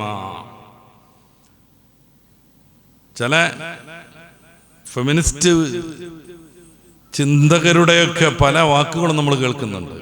നമ്മുടെ കേരളത്തിൽ തന്നെയും ചില സ്ത്രീ മുന്നേറ്റ വിഭാഗത്തിൻ്റെയൊക്കെ നേതാക്കൾ പലപ്പോഴും പ്രഖ്യാപിക്കുന്നത് നമുക്ക് കേൾക്കാറുണ്ട്. പരിശുദ്ധ ഖുർആൻ എവിടെ പരിശോധിച്ചാലും പെണ്ണ് മുഖം മറക്കണമെന്ന് കാണാനേ പറ്റില്ല എന്ന്. അവരുടെ മുമ്പിൽ സവിനയം നമുക്ക് സമർപ്പിക്കാം. 33-ാം അധ്യായത്തിന്റെ 59-ാമത്തെ വാക്യം റസൂലുള്ളാഹി സ്വല്ലല്ലാഹു അലൈഹി വസല്ലം തങ്ങളോട് പറയുന്നു, അങ്ങയുടെ ഭാര്യമാരോടും പെൺകുട്ടികളോടും മറ്റ് മുഅ്മിനാത്തുകളാവുന്ന സ്ത്രീകളോടും പറയണം അവരുടെ ജലാബീബിഹിന്ന, അവരുടെ മുകളിലേക്ക് താഴ്ത്തിയിടാൻ. എന്തുകൊണ്ട്? ഒരു പെണ്ണിനെ സംബന്ധിച്ചിടത്തോളം അവളുടെ ശരീരത്തിൽ ഏറ്റവും ആകർഷണീയമായ ഘടകം അവളുടെ മുഖമാണ്. ആ മുഖത്തിലാണ് സൗന്ദര്യം മൊത്തം കേന്ദ്രീകരിച്ച് നിൽക്കുന്നത്. ഈ ഭാഗം മറച്ച് അല്ലാതെ നമ്മൾ പുറത്തിറങ്ങുന്ന ഒരവസ്ഥ വന്നാൽ, അത്യാവശ്യത്തിനോ അതുപോലെയുള്ള കാര്യങ്ങൾക്കോ അതുമായി ബന്ധപ്പെട്ട കുറെ ഫിഖ്ഹിയായ ചർച്ചകളുണ്ട്. അങ്ങോട്ടല്ല ഇപ്പം ഞാൻ കിടക്കുന്നത്. ഒരു പെണ്ണും ആണും ഒരുമിച്ച് കൂടുമ്പോൾ മുഖം തുറന്നിരുന്നാൽ, അന്യോന്യമിന്നോ അങ്ങോട്ടും കണ്ടുകൊണ്ട് യാത്ര ചെയ്യുമ്പോൾ മുഖം തുറന്നുകൊണ്ടിരുന്നാൽ തീർച്ചയായും ആകർഷണത്തിലേക്ക് അതെത്തും. പതിയെ പതിയെ സംസാരത്തിലേക്ക് കിടക്കും. പിന്നെ അതിൻ്റെ അപ്പുറം തലങ്ങളിലേക്ക് അത് വികസിക്കും. അങ്ങനെ പലപ്പോഴും കുടുംബ ബന്ധങ്ങൾ ഛിദ്രമാകും. പലപ്പോഴും ജീവിതം തന്നെ നശിക്കേണ്ടി വരും. ഈ ഒരു അധർമ്മത്തിലേക്ക് വഴിവെക്കാതിരിക്കാൻ സ്ത്രീകളോട് ഉത്തരീയം താഴ്ത്തിയിടാനും പുരുഷന്മാരോട് പെണ്ണുങ്ങളെ കാണുമ്പോൾ കണ്ണ് ചിമ്മാനും കണ്ണ് താഴ്ത്താനും ഖുർആൻ കൽപ്പിക്കുന്നു. പുരുഷന്മാരോട് അങ്ങനെയാണ് കൽപ്പന. പെണ്ണിനെ കാണുമ്പോൾ നോക്കരുത്, അങ്ങനെ ആശാപൂർവം അവരെ കണ്ടിരിക്കരുത്. ഇതെല്ലാ സെമിറ്റിക് മതങ്ങളും പഠിപ്പിച്ചതാണ്. ഞാൻ അങ്ങോട്ടും ഇങ്ങോട്ട് കയറി പോണില്ല. തെറ്റ് ചെയ്യാൻ കണ്ണ് കാരണമാവുന്നെങ്കിൽ കണ്ണ് ചുഴിയാൻ പറയുന്ന മത്തായി സുവിശേഷത്തിന്റെ 5-ാം അധ്യായത്തിന്റെ 28-ാമത്തെ വാക്യം തുടങ്ങുന്നത് അന്യ സ്ത്രീകളെ വ്യഭിചരിക്കരുതെന്ന് നിനക്കറിയാമല്ലോ. എന്നാൽ ഞാൻ പറയട്ടെ, ആസക്തിയോടുകൂടെ അന്യ പെണ്ണിനെ നോക്കുന്നത് കണ്ണിന്റെ വ്യഭിചാരം എന്നാണ്. അപ്പോൾ അന്യ പെണ്ണിനെ ആസക്തിയോടുകൂടെ അല്ലെങ്കിൽ ലൈംഗികമായ താല്പര്യത്തോടുകൂടെ ആസ്വാദനത്തിന്റെ ഭാഗമായി അവരെ നോക്കാൻ പാടില്ല. അത് കണ്ണിന്റെ വ്യഭിചാരമാകുന്നു. ഒരു പെണ്ണിനെ ലൈംഗികമായി സ്പർശിക്കുന്നത് കയ്യിന്റെ വ്യഭിചാരമാണ്. അവളുമായി കൂടിയിരിക്കുന്നത്, യാത്ര പോകുന്നത്, പരിധിക്കപ്പുറം അവരുമായുള്ള ബന്ധങ്ങൾ ഉണ്ടാകുന്നത് ഒക്കെ വ്യഭിചാരത്തിന്റെ ആമുഖങ്ങളോ വ്യഭിചാരം തന്നെയോ ആണ്. അപ്പൊ അത് ഇസ്ലാമിനെ അത് ഭയങ്കരമായിട്ടൊരു മോശമാണല്ലോ എന്നുള്ള രീതിയിൽ പറയരുത്. മറിച്ച് എല്ലായിടങ്ങളിലും പറയുന്നതും എല്ലാ ധർമ്മ പ്രസ്ഥാനങ്ങളും കൽപ്പിക്കുന്നതും ഇത് തന്നെയാണ്. കേരളത്തെ സംബന്ധിച്ചിടത്തോളം കുറച്ച് സോഷ്യൽ സംഘടനകളും ആക്ടിവിറ്റീസും ഒക്കെ കൂടുതലാണ്. അതുകൊണ്ടാണ് ഇങ്ങനെ കൂടുതൽ ഈ രീതിയിലുള്ള പ്രണയങ്ങളും കൊലപാതകങ്ങളും സംഭവിക്കുന്നത്. അപ്പൊ പെൺകുട്ടികളെയും ആൺകുട്ടികളെയും വ്യക്തമായ ദീനീബോധത്തോടുകൂടെ രണ്ടും രണ്ട് സംവിധാനമാണെന്ന ബോധ്യത്തോടുകൂടെ വളർത്താനാണ് മതം കൽപ്പിക്കുന്നത്. പുതിയ കാലത്ത് അത്രമേൽ യോജിച്ചു പോകുന്ന എനിക്കറിയില്ല. 9ാം ക്ലാസ്സിലെ സാമൂഹ്യ ശാസ്ത്രത്തിൽ ഈ അടുത്ത കൊല്ലം മുതൽ പഠിപ്പിക്കുന്നത് രണ്ടും ഒന്നാണെന്നും വ്യത്യാസമല്ലെന്നും പരസ്പരം യാതൊരു വ്യത്യാസവും കാണിക്കാൻ പാടില്ലെന്നും പിന്നെ സ്ത്രീ പുരുഷൻ എന്നൊക്കെ പറയുന്നത് നമ്മൾ സ്വയം തീരുമാനിക്കേണ്ടതാണെന്നും ഇന്ന് ഈ LGBT ആക്ടിവിസം മുന്നോട്ട് വെക്കുന്ന എല്ലാ ആദർശങ്ങളുമാണ് മറയില്ലാതെ പച്ചക്ക് ഇനി 9ാം ക്ലാസ് മുതൽ നമ്മുടെ മക്കൾ പഠിക്കേണ്ടി വരുന്നത്. ആണ് എന്ത് പെണ്ണ് എന്ത് എന്നൊക്കെ പറഞ്ഞാൽ നിർവചനം തന്നെ മാറിപ്പോകുന്നു. ഒരു കുട്ടി ജനിക്കുന്നതോടുകൂടെ അവരുടെ ഈ ലൈംഗിക ഭാഗങ്ങൾ ശ്രദ്ധിച്ചാൽ ആണാണോ പെണ്ണാണോ തീരുമാനിക്കുന്ന ഒരവസ്ഥയുണ്ട്. ഡോക്ടറും നഴ്സൊക്കെ ഇതുവരെ അതന്നെ പറഞ്ഞിരുന്നത്. ഒരു കുട്ടി ജനിച്ചാൽ ലേബർ റൂമിന്റെ പുറത്ത് കാത്തിരിക്കുന്നവരുടെ അടുത്തേക്ക് ഡോക്ടർ സന്തോഷത്തോടെ ഓടി വരും. ഫാത്തിമ പ്രസവിച്ചിരിക്കുന്നു, കുഞ്ഞാണാണ് പെണ്ണാണ് എന്നും പറഞ്ഞിട്ട്. അതെങ്ങനെ മനസ്സിലാക്കുന്നത്? ഫിസിക്കലി അതിന് ചില മാർഗങ്ങളുണ്ടല്ലോ, അത്ര സങ്കീർണമൊന്നുമല്ല. അവരുടെ ഈ ലൈംഗിക ഭാഗങ്ങൾ, അവരുടെ സെക്സ് പരിശോധിക്കുമ്പോൾ തന്നെ മനസ്സിലാവും ഇതാണാണോ പെണ്ണാണോ എന്ന്. ഇനി മുതൽ അങ്ങനെ പറയാൻ പാടില്ലെന്ന് കൽപ്പന വരുന്നു. അങ്ങനെ പറയാൻ പാടില്ലെന്ന് നിർബന്ധമായ നിയമം വരാൻ പോകുന്നു. പിന്നെ എങ്ങനെയാണിത് തീരുമാനിക്കേണ്ടത്? ഒരു 18, 17 വയസ്സ് കഴിഞ്ഞിട്ട് പക്വത വരുമ്പോൾ ഓരോരുത്തരും തീരുമാനിക്കണം ആണാണോ പെണ്ണാണോ എന്ന്. അതുവരെ ആണാണ് പെണ്ണാണ് എന്ന് പറയാതെ ന്യൂട്രൽ ഇടണം. അതാണ് ജെൻഡർ ന്യൂട്രാലിറ്റി എന്നൊക്കെ പറയുന്ന സംഭവം. ഇതാണാണോ പെണ്ണാണെന്ന് അറിയാതെ ന്യൂട്രൽ ഇടണം. ഫസ്റ്റിക്കും സെക്കൻഡിക്കും ഒന്നും ഇടരുത്, അതങ്ങനെ ന്യൂട്രലാക്കി വെക്കണം. ഇതിനെക്കുറിച്ചാണ് ഈ ലിംഗത്ത ന്യൂട്രലിറ്റി എന്നൊക്കെ പറയുന്ന ഈ സംഭവം. ഇതാണ് ഇനി അടുത്ത വർഷം മുതൽ 9ാം ക്ലാസ്സിൽ പരത്തി പഠിപ്പിക്കാനുള്ളത്. ഇങ്ങനെ സാമൂഹികമായ ബന്ധങ്ങളിൽ തീർത്തും മാന്യതയില്ലാത്ത ഒരു സംസ്കാരം വളർന്നു വരുമ്പോൾ, അത് ബോധപൂർവം വളർത്തിക്കൊണ്ടിരിക്കുമ്പോൾ ആൺകുട്ടിയെ ആൺകുട്ടിയായും പെൺകുട്ടിയെ പെൺകുട്ടിയായും തന്നെ വളർത്തണമെന്നാണ് മതം പറയുന്നത്. അതിൽ തർക്കമൊന്നുമില്ല. പിന്നെ അവർക്ക് അവരുടേതായ പരിധികളുണ്ടെന്ന് പഠിപ്പിക്കണം, പരിമിതികളുണ്ടെന്ന് പഠിപ്പിക്കണം, എങ്ങനെയൊക്കെയാണ് ജീവിക്കേണ്ടതെന്ന് പറഞ്ഞു കൊടുക്കണം. നിന്റെ ക്ലാസ്സിലുള്ള എതിർലിംഗത്തിൽപ്പെട്ട നിന്റെ സഹപാഠിയോട് എങ്ങനെയൊക്കെയാണ് ബന്ധപ്പെടേണ്ടത് എന്ന് പഠിപ്പിക്കണം. ഇതിനപ്പുറം എല്ലാം സമാണെന്നും പറഞ്ഞിട്ട് ഒരു അധർമ്മത്തിന്റെ സൃഷ്ടിപ്പിന് നമ്മുടെ വീടകം കാരണമാകരുതെന്ന് മതം നിഷ്കർഷിക്കുന്നു. അങ്ങനെയൊക്കെ വളർന്നാലുള്ള ഗുണം എന്താണ്? നമ്മൾ നേരത്തെ പറഞ്ഞ കണക്കുകൾ കുറഞ്ഞു വരും. ഒരു 4 വർഷം കൊണ്ട് 350 കുട്ടികൾക്ക് പ്രണയത്തിന്റെ പേരിൽ ജീവൻ നഷ്ടപ്പെടുന്ന അവസ്ഥയില്ലാതെയാകും. ആയിരക്കണക്കിന് കുടുംബങ്ങൾ പ്രണയത്തിന്റെ പേരിൽ അനാഥമാകുന്നതില്ലാതെയാകും. പ്രണയത്തിന് കണ്ണില്ല കാതില്ല എന്നൊക്കെ പറയാറുണ്ട്. തലച്ചോറ് തീരല്ല എന്നാണ് നമുക്ക് മനസ്സിലാകുന്നത്. കാരണം ഈയിടെ കൗതുകകരമായൊരു വാർത്ത കേട്ടു. 35 വർഷം മുന്നേ SSLC പഠിച്ച ആ സംഘത്തിന്റെ ഒരു ഒരുമിച്ച് കൂടലുണ്ടായി. അവിടെ വെച്ച് 50 വയസ്സുള്ള ഒരാണും പെണ്ണും പഴയ പ്രണയമൊക്കെ ഒന്ന് പൊടി തട്ടിയെടുത്തിട്ട് മുങ്ങി. 50 വയസ്സുള്ള ആണും പെണ്ണും 35 വർഷം മുന്നെയാണ് അവർ SSLC പഠിച്ചത്. അന്നത്തെ SSLC സംഗമം നടക്കുകയാണ്. അതിൽ അവർ കൂടുന്നു, പാട്ടുപാടുന്നു, പല കലാപരിപാടികളും നടക്കുന്നു. അതിനിടയ്ക്ക് അവരുടെ പഴയകാല പ്രണയം പൊടി തട്ടിയെടുക്കുന്നു. മക്കളും പേരക്കുട്ടികളുമുള്ള ഈ 2 പേരും ആ യോഗം കഴിഞ്ഞിട്ട് അവിടെ നിന്ന് പ്രണയിച്ചൊളിച്ചോടുന്നു. ഇതാ പറഞ്ഞത്, കണ്ണും കാതും മാത്രമല്ല, തലച്ചോറ് തീരല്ലേ പ്രണയത്തിന്. ഇതും നമ്മുടെ കേരളത്തിൽ സംഭവിക്കുകയാണ്. അപ്പൊ അതിനൊക്കെ ഇത്തിരി നിയന്ത്രണം വേണമെന്ന് പറയുമ്പോഴേക്ക് അയാൾ ഭയങ്കര ഫണ്ടമെന്റലിസ്റ്റ് എന്ന് പറയാൻ പറ്റുമോ? ഫണ്ടമെന്റലിസ്റ്റ് ആണെന്ന് ആരോപിക്കപ്പെടുകയാണെങ്കിൽ അതൊരു അംഗീകാരമായി ഏറ്റെടുക്കണം. എൻ്റെ മാത്രം വാക്കല്ല. ഡോക്ടർ മാത്യു വെല്ലൂർ കേരളത്തിലെ ഏറ്റവും പ്രസിദ്ധനായ സൈക്കോളജിസ്റ്റാണ്. സെക്സുമായി ബന്ധപ്പെട്ട വലിയ ഡോക്ടറാണ്. അദ്ദേഹത്തിന്റെ വിവാഹം ബന്ധനം എന്ന് പറയുന്ന പുസ്തകമുണ്ട്. അദ്ദേഹത്തിന്റെ ലൈംഗിക വിജ്ഞാനകോശം എന്ന് പറയുന്ന പുസ്തകമുണ്ട്. അദ്ദേഹം സമർത്ഥിക്കുന്നത് എന്താണ്? 98% പ്രണയവിവാഹവും പരാജയപ്പെടുന്നാണ്. അദ്ദേഹം ഈ ഒരു ആരോപണത്തെ മുന്നിൽ കാണുന്നുണ്ട്. മൂപ്പരാൾ പറയുന്നത് എന്താണെന്നറിയോ? ഞാൻ ഫണ്ടമെന്റലിസ്റ്റ് ഒന്നുമല്ല, ലിബറലിസ്റ്റ് തന്നെയാണ്. പക്ഷേ 10-30 കൊല്ലത്തെ എൻ്റെ ചികിത്സാനുഭവം വെച്ച് എനിക്ക് പറയാൻ പറ്റും, 98% പ്രണയവും പരാജയപ്പെടും. അതുകൊണ്ടാണ് ആത്മഹത്യ ദമ്പതികൾ ചെയ്തു എന്നുള്ള വാർത്തക്ക് അവസാനം പ്രണയവിവാഹമായിരുന്നു എന്നുള്ളത് നമ്മൾ വായിക്കേണ്ടി വരുന്നത്. എന്തുകൊണ്ടാണിത്? അദ്ദേഹം അതിന്റെ സയന്റിഫിക്കായ കാരണങ്ങൾ വിശദീകരിക്കുന്നുണ്ട്. ഒന്ന്, പ്രണയക്കാലത്ത് എടാപോടാ ബന്ധമായിരിക്കും, അത് കഴിഞ്ഞാലും അങ്ങനെ തന്നെ തുടരാനായിരിക്കും പെണ്ണിനിഷ്ടം. പക്ഷേ ആണിനെ സംബന്ധിച്ചിടത്തോളം ഫാമിലി ലൈഫിലേക്ക് എത്തുമ്പോൾ മൂപ്പരാണ് നേതാവ് എന്നുള്ള ഒരു ബോധത്തിലേക്ക് എത്തും. ഏതൊരു സമൂഹത്തിലും ഒരാൾ നേതാവണം, അല്ലെങ്കിൽ അത് മുന്നോട്ട് പോകില്ല. നമുക്കെല്ലാവർക്കും നരേന്ദ്രമോദിയുടെ അധികാരം ഉണ്ടായാൽ ഇന്ത്യ മുന്നോട്ട് പോകില്ല. ഈ പള്ളിയിൽ നടക്കുന്ന വളരെ മനോഹരമായൊരു ദർസുണ്ട്. അതിലൊരു ഉസ്താദ് ചീഫ് മുദരിസ് ആയിരിക്കും. എല്ലാവരും ഒരേപോലെ ആയി കഴിഞ്ഞാൽ അത് സുഗമമായി മുന്നോട്ട് പോകൂല. സ്കൂളിൽ ഒരാൾ ഹെഡ്മാഷായിരിക്കും, എല്ലാവരും ഹെഡ്മാഷാണെന്നുണ്ടെങ്കിൽ സ്കൂൾ തകർന്നു തരിപ്പണമാകും. അപ്പോ വിവാഹ ജീവിതത്തിലേക്ക് എത്തുമ്പോൾ ഒരാൾ ഞാനല്ലേ വലിയത് എന്നുള്ള രീതിയിലേക്ക് ചിന്തിക്കും. അതാണ് മനഃശാസ്ത്രം.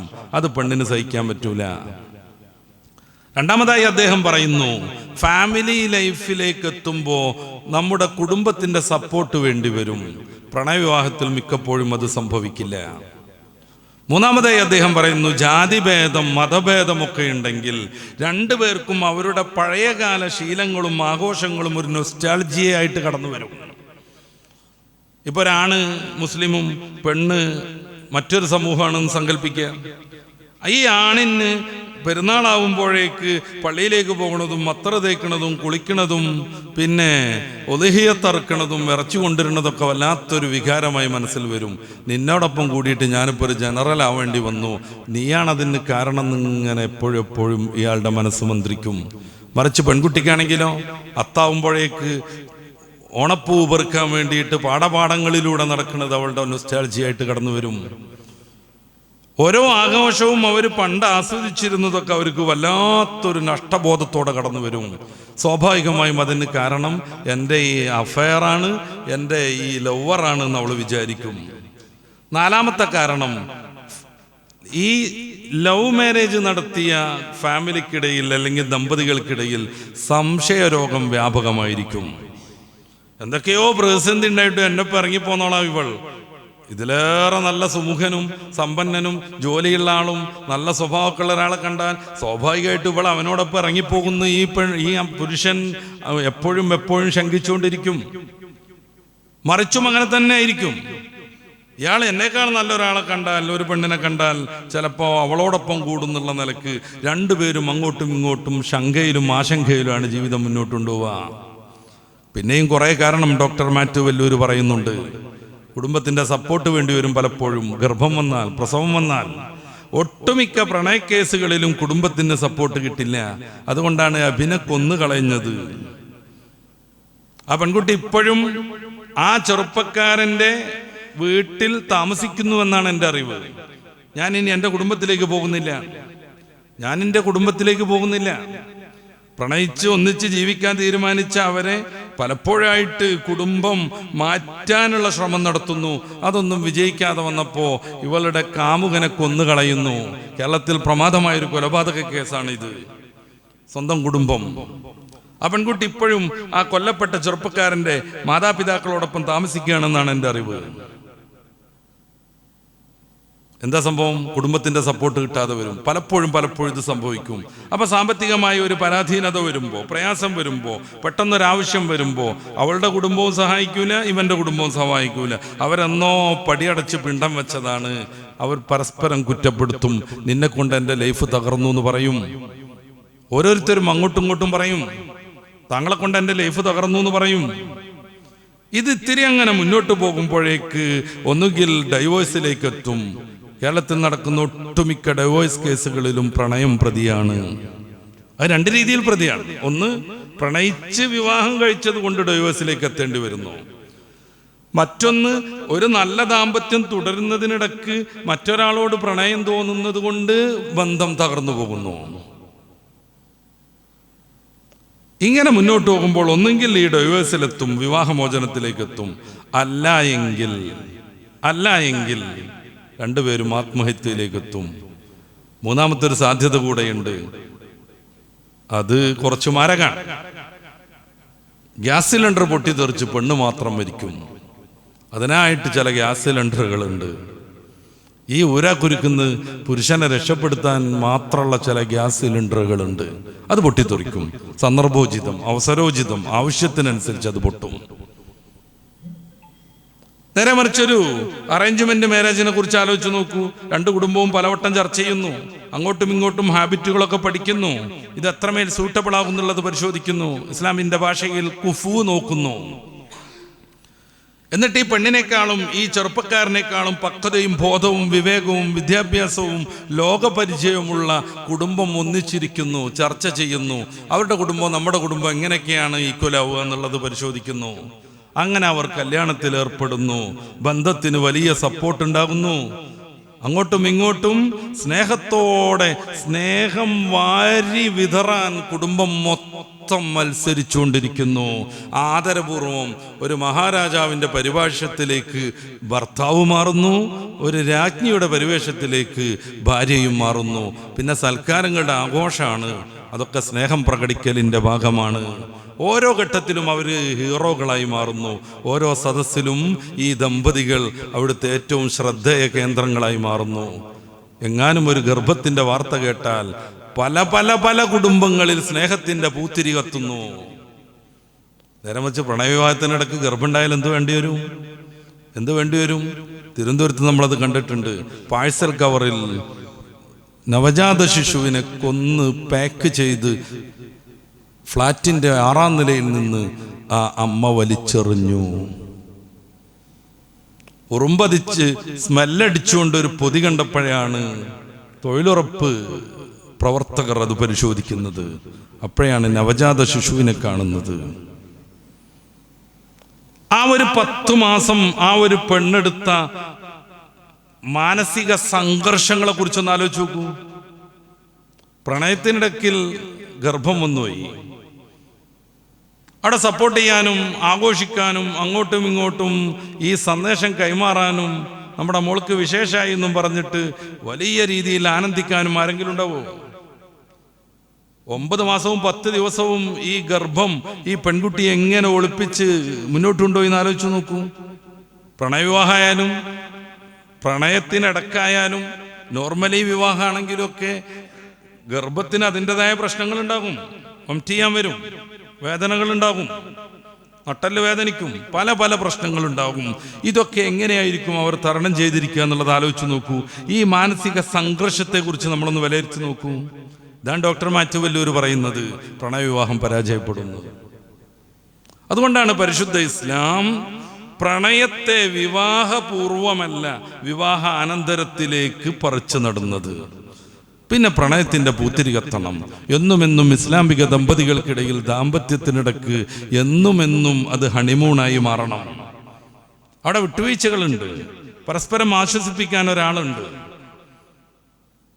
താൻ എന്തിന് ജീവിക്കുന്നു, ജീവിതത്തിന് അർത്ഥം കണ്ടെത്താൻ എല്ലാവർക്കും കഴിയുന്നു. അതുകൊണ്ടാണ് പരിശുദ്ധ റസൂൽ സ്വല്ലല്ലാഹു അലൈഹി വസല്ലമ തങ്ങൾ മനുഷ്യന്റെ ജീവിതത്തിന് ധാർമ്മികമായൊരു ചട്ടക്കൂട് പഠിപ്പിക്കുന്നത്. അതിൻ്റെ ഭാഗമായാണ് നേരത്തെ നമ്മൾ പറഞ്ഞ ആണും പെണ്ണും ഒറ്റയ്ക്ക് ഇരിക്കാൻ പാടില്ലെന്ന് പറയുന്നത്. ഏതൊക്കെ രീതിയിലാണ് മനുഷ്യൻ ഈ പ്രണയത്തിലേക്ക് എത്തിച്ചേരുന്നത് എന്നതിനെക്കുറിച്ച് നമ്മൾ മനസ്സിലാക്കണം. നമ്മുടെ നാടുകളിലൊക്കെയുള്ള സിനിമയും സീരിയലും അതിനു വേണ്ടി മാത്രമാണ് നിലകൊള്ളുന്നത് എന്ന് പല നിരൂപകരും പറയുന്നത് കാണാം. നാട്ടിലെ സിനിമയും സീരിയലും അതിനുവേണ്ടി മാത്രമാണ്, ഈ പ്രണയം പ്രൊമോട്ട് ചെയ്യാൻ വേണ്ടി മാത്രമാണ്. അപ്പൊ ഇതിൽ നിന്ന് തരിച്ചിറങ്ങുന്ന പെൺകുട്ടികൾ സ്വാഭാവികമായും ഒരാൺകുട്ടിയെ ആഗ്രഹിക്കും, ആൺകുട്ടികൾ പെൺകുട്ടിയെയും ആഗ്രഹിച്ചു കൊണ്ടിരിക്കും. ഒരു പ്രണയം ഇല്ലെങ്കിൽ, ഒരു അഫയർ ഇല്ലെങ്കിൽ പിന്നെന്ത് ജീവിതം എന്ന് അവർക്ക് തോന്നും. പക്ഷേ ഇത് പഠനകാലമാണെന്നതിനെ കുറിച്ച് അവർ മറന്നുപോകും.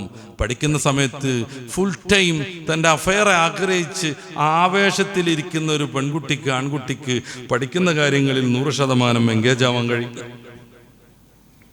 അതൊരു വലിയ ഈ മാനസികമായ സിദ്ധാന്തം വെച്ച് തെളിയിക്കേണ്ടതൊന്നുമല്ല. ഇപ്പോൾ ഒരു വെള്ള ഷർട്ടിൽ ഒരു വരട്ടാൽ പെട്ടെന്ന് തന്നെ കണ്ടുപിടിക്കാൻ പറ്റും. നേരെ മറിച്ച് ഒരു കളർ ഷർട്ടിൽ ഒരു വരട്ടിട്ടുണ്ടെങ്കിൽ കണ്ടുപിടിക്കണമെങ്കിൽ കുറേയേറെ ശ്രമം നടത്തേണ്ടി വരും. എന്തേ കാര്യം? അതിന് ആദ്യം തന്നെ കുറേ കളറും വരെയൊക്കെ ഉണ്ട് എന്നുള്ളതാണ്. അപ്പം നല്ല മനസ്സോടുകൂടെ പഠിക്കാനിരിക്കുന്ന ഒരു വിദ്യാർത്ഥിക്ക്, വിദ്യാർത്ഥിനിക്ക് കാര്യങ്ങൾ വേഗം ബോധ്യപ്പെടും. നേരെ മറിച്ച് പഠിക്കുന്ന ഓരോ സമയത്തിലും ആളുടെ മെസ്സേജ് വരുന്നുണ്ടോ എന്ന് ഇടക്കിടക്ക് പരിശോധിച്ചുകൊണ്ട് എന്തേ മെസ്സേജ് വരാത്തൊന്ന് ടെൻഷൻ അടിച്ചുകൊണ്ട് ഒരു മെസ്സേജ് ഒരു പൂവ് അങ്ങോട്ട് വിടാന്ന് കരുതിക്കൊണ്ട് പഠിക്കുന്ന ഒരാൾക്ക് എന്തായാലും അവരുടെ പഠന രംഗത്ത് ശ്രദ്ധിക്കാൻ കഴിയില്ല. അതുകൊണ്ടാണ് നന്നായിട്ട് ക്ലാസ്സിൽ തിളങ്ങിക്കൊണ്ടിരിക്കുന്ന പല കുട്ടികളും പ്രണയത്തിൻ്റെ കെണിയിലേക്ക് എത്തുന്നതോടുകൂടെ ഏറ്റവും ഡൗണായി മാറുന്നത്, പരീക്ഷയിൽ അവർ നിരന്തരം തോറ്റുകൊണ്ടിരിക്കുന്നത്. അപൂർവമായിട്ട് ഇതിന് വ്യത്യാസമൊക്കെ ഉണ്ടായേക്കും. അത് മറ്റു പല സമ്മർദ്ദങ്ങൾ കൊണ്ടും മറ്റു പല പോയിന്റ്സുകൾ കൊണ്ടും ആ ഭാഗത്തെ ഡെവലപ്പ് ചെയ്യാൻ പറ്റുന്നത് കൊണ്ടാണ്. സാധാരണഗതിയിൽ അത് സംഭവിക്കൂല. ഒളിച്ചോട്ടമായി, ചാടിപ്പോകലായി, അവരുടെ കയ്യിലുള്ള വസ്തുക്കൾ തീരുമ്പോൾ അങ്ങോട്ടും ഇങ്ങോട്ടും കുറ്റപ്പെടുത്തലുകളായി, പിന്നെ ഇതിൽ നിന്ന് രക്ഷപ്പെടാൻ വേണ്ടി ഹോട്ടലെടുത്തിട്ട് കൊല ചെയ്യലായി, പലതുമായി. രണ്ടാമതായി നമ്മൾ പലപ്പോഴും പറയുന്ന, ആരും ഇതൊരു ആവർത്തനമായിട്ട് ബോറടിച്ചൊന്നും കരുതരുത്, സോഷ്യൽ മീഡിയയുടെ ഉപയോഗം. നേരം വെളുക്കോളം ചാറ്റ് ചെയ്യുമ്പോൾ അതൊരു ചീറ്റിങ്ങിലേക്ക് എത്തുന്നു എന്നുള്ള ബോധത്തിലേക്ക് പോലും നമ്മുടെ കുട്ടികൾ എത്തുന്നില്ല. യുവത്വം തീരെ അന്തല്ലാത്തൊരു സമൂഹമായി മാറാണ്. എത്ര ഇങ്ങനത്തെ പ്രശ്നങ്ങൾ അവരുടെ സ്വന്തം കൂട്ടുകാരിൽ നിന്ന് അനുഭവിച്ചാൽ പോലും അവർ പിന്നെയും മറ്റൊന്ന് തെരഞ്ഞെടുത്തുകൊണ്ടിരിക്കുന്നു. അപ്പൊ ഈ സോഷ്യൽ മീഡിയയിലുള്ള ബന്ധങ്ങൾ പലപ്പോഴും പ്രണയങ്ങളിലേക്ക് എത്തുന്നു. അത് കാരണം വിവാഹിതരാണെങ്കിൽ ദാമ്പത്യം തകരുന്നു, വിവാഹിതരല്ലെങ്കിൽ ജീവിതം തന്നെയും തകർന്നു പോകുന്നു. നമ്മൾ ആലോചിച്ച് നോക്കുക. ഞാൻ ഈയിടെ വായിച്ചൊരു റിപ്പോർട്ട് മനസ്സിലേക്ക് വരികയാണ്. അരക്ക് താഴേക്ക് തളർന്നു പോയ ഒരു പെൺകുട്ടിയെ, അത് തെക്ക് ഭാഗത്തുള്ളൊരു പെൺകുട്ടിയാണ്, 4-5 ജില്ലയ്ക്ക് അപ്പുറത്തുള്ള ഒരാള് സോഷ്യൽ മീഡിയ വഴി പ്രണയിക്കുന്നു. എന്നിട്ട് ഈ പെൺകുട്ടിയെ രാത്രി ഇയാൾ അടിച്ചോണ്ട് പോകുന്നു. എത്ര സാഹസം ചെയ്തിട്ടുണ്ടാവും. അരക്ക് താഴെ തളർന്ന ആ പെൺകുട്ടിയെ വീട്ടിൽ നിന്ന് അടിച്ചു മാറ്റാൻ എത്രമേൽ ഇയാൾ സാഹസം ചെയ്തിട്ടുണ്ടാവും. ആലോചിച്ച് നോക്കൂ. വേറൊരു പെൺകുട്ടി പ്രണയം മൂത്ത് കണ്ണും കാതും ഒക്കെ നശിച്ച് ചിന്താശേഷിയും നശിച്ച് തീരെ ജീവിക്കാനും എഴുന്നേറ്റ് നിൽക്കാനും പോലും പറ്റാത്ത ഒരാളെ പ്രണയിച്ചുകൊണ്ട് അങ്ങ് ദൂരദേശത്തു നിന്ന് വരുന്നു. പിന്നീട് അവർ അങ്ങനെ ആഘോഷിക്കപ്പെട്ട ദമ്പതികളായി മാറുന്നു. കാര്യം ഈ ഒരു സോഷ്യൽ മീഡിയ അല്ലെങ്കിൽ ഫോണ് കൊണ്ടുള്ള ഉപകാരങ്ങളെയൊക്കെ മാനിച്ചുകൊണ്ട് തന്നെ നമുക്ക് പറയാം, ഇതുകൊണ്ടുണ്ടാകുന്ന അത്തരം അനർത്ഥങ്ങൾ നിരവധിയാകുന്നു. നേരം വെളുക്കോളം ചാറ്റ് ചെയ്യാൻ പറ്റും. രാവിലെ എഴുന്നേൽക്കുമ്പോഴേക്ക്, കഴിഞ്ഞ പ്രാവശ്യം ഈ കുടുംബമായിട്ട് ബന്ധപ്പെട്ട് ഞാനത് സൂചിപ്പിച്ചിട്ടുണ്ടായിരുന്നു, രാവിലെ എഴുന്നേൽക്കുമ്പോഴേക്ക് റോസാപ്പൂ വന്നിട്ടുണ്ടാവും. ഇവളാകെ വിജൃംഭിതയാകുകയാണ്. എന്നോട് എന്തൊരു ഇഷ്ടമാണെന്ന് അവൾ തെറ്റിദ്ധരിക്കുകയാണ്. ഓരോ സന്ദർഭത്തിലും അവൾക്ക് മെസ്സേജ് വന്നുകൊണ്ടിരിക്കുകയാണ്. ഇന്ന് എനിക്കൊരു മൂഡില്ല, എനിക്ക് തലവേദന എന്ന് പറഞ്ഞാൽ പിന്നെ മണിക്കൂറുകളിൽ തലവേദന മാറിയോ ഗുളിക അടിച്ചോ ഡോക്ടറെ കാണിച്ചോ എന്നും ചോദിച്ചിട്ട് മെസ്സേജ് വന്നുകൊണ്ടിരിക്കുന്നു. ഈ പെണ്ണ് തെറ്റിദ്ധരിക്കുകയാണ്, എൻ്റെ കെട്ടിയോണ്ട് ഇവിടെ അടുത്ത്, അയാൾക്ക് തലവേദന എന്ന് പറഞ്ഞപ്പോൾ ഈ ഒരു ഗുളിക അടിച്ചാളാന്ന് പറഞ്ഞിരിക്കുകയാണ്. നേരെ മറിച്ച് എൻ്റെ മറ്റേൾക്ക് എന്തോരിഷ്ടമാണ്, എന്നെ എന്തൊരു കെയറിങ് ആണ് തെറ്റിദ്ധരിച്ചുകൊണ്ടിരിക്കുന്നു. പ്രിയപ്പെട്ട പെൺകുട്ടി, തെറ്റിദ്ധരിക്കരുത്. നിന്റെ മനസ്സല്ല അവൻ ആവശ്യം, ശരീരം മാത്രമാണ്. നിന്റെ മനസ്സല്ല ആവശ്യം, ശരീരം മാത്രമാണ്. അതുകൊണ്ടാണ് നമ്മുടെ തെക്ക് ഭാഗത്തൊരു എഞ്ചിനീയറിംഗ് കോളേജിന്റെ പരിസരത്ത് ബസ് സ്റ്റോപ്പിൽ വെച്ച് ആൺകുട്ടികളും പെൺകുട്ടികളും അശ്ലീലം കാണിച്ച് അതിലൂടെ വഴി നടക്കാനും കുഞ്ഞുങ്ങളുമായും കുടുംബമായിട്ട് പോകാൻ പറ്റാത്തത് കൊണ്ട് നാട്ടുകാരെല്ലാവരും സംഘടിച്ച് ആ ബെഞ്ച് പോലെയുള്ള അവരുടെ ഇരിപ്പിടം 4-5 കസാരകളാക്കിയിട്ട് മാറ്റി. എന്നാലിങ്ങനെ ഒന്നിച്ചിരുന്നിട്ട് ഈ കളി നടത്തൂലല്ലോ എന്ന് കരുതിയിട്ട് അതിന് പ്രതിഷേധിക്കാൻ വേണ്ടിയിട്ട് വിദ്യാർത്ഥികൾ ഒന്നിച്ചു വന്നു. ആ കസാരകളിൽ അവർ 2-3 ആളുകൾ, ആണും പെണ്ണും വ്യത്യാസമല്ലാതെ കയറിയിരുന്നു. 2-3 ദിവസം പ്രതിഷേധം. ഞാൻ ശ്രദ്ധിച്ചൊരു കാര്യം എന്താണെന്ന് വെച്ച് കഴിഞ്ഞാൽ, ഒരൊറ്റ കസാരയിൽ ഒരൊറ്റ നിമിഷം പോലും ഒരു പെണ്ണിന്റെ മടിയിലാണ് ഇരിക്കുന്നത് കണ്ടില്ല, ആണിന്റെ മടിയിൽ പെൺകുട്ടിയെ ഇരുത്തുന്നു. എന്തുകൊണ്ടാണ് അങ്ങനെ? ആണിന്റെ മടിയിൽ പെണ്ണിരിക്കുമ്പോഴാണ് അവരുടെ നവോത്ഥാനവും പുരോഗമനവും കുതിച്ചു പൊന്തുക. അതാണ് പ്രശ്നം. ദൈവത്തിന്റെ ചാരന്മാരെന്ന് പറഞ്ഞ പുസ്തകമുണ്ട്. ദൈവത്തിന്റെ ചാരന്മാരെന്ന പുസ്തകത്തിൽ സൈക്കാട്രിസ്റ്റ് ആകുന്ന അതിന്റെ ഗ്രന്ഥകർത്താവ് സമർത്ഥിക്കുന്ന ഒരു കാര്യം, ഏതൊരു പ്രണയത്തിന്റെയും ആത്യന്തിക താല്പര്യം പെൺകുട്ടിയുടെ ശരീരമാണ് എന്നാണ്. അതുകൊണ്ടാണ് ചാടിച്ചോണ്ട് പോണത്, അതുകൊണ്ടാണ് മതം മാറ്റി കല്യാണം കഴിപ്പിക്കുന്നത്, അതുകൊണ്ടാണ് പലപ്പോഴും ഗർഭമായിട്ട് അലസിപ്പിച്ചുകൊണ്ടിരിക്കുന്നത്. നമ്മുടെ കേരളത്തിൽ കോഴിക്കോട് ജില്ലയിൽ വളരെ പ്രമുഖമായ ഒരു സ്ഥാപനത്തിൻ്റെ തൊട്ടടുത്തൊരു ഡോക്ടർ അറസ്റ്റ് ചെയ്യപ്പെട്ടു. ഞാൻ പേര് പറയുന്നില്ല. എന്തായിരുന്നു പ്രശ്നം?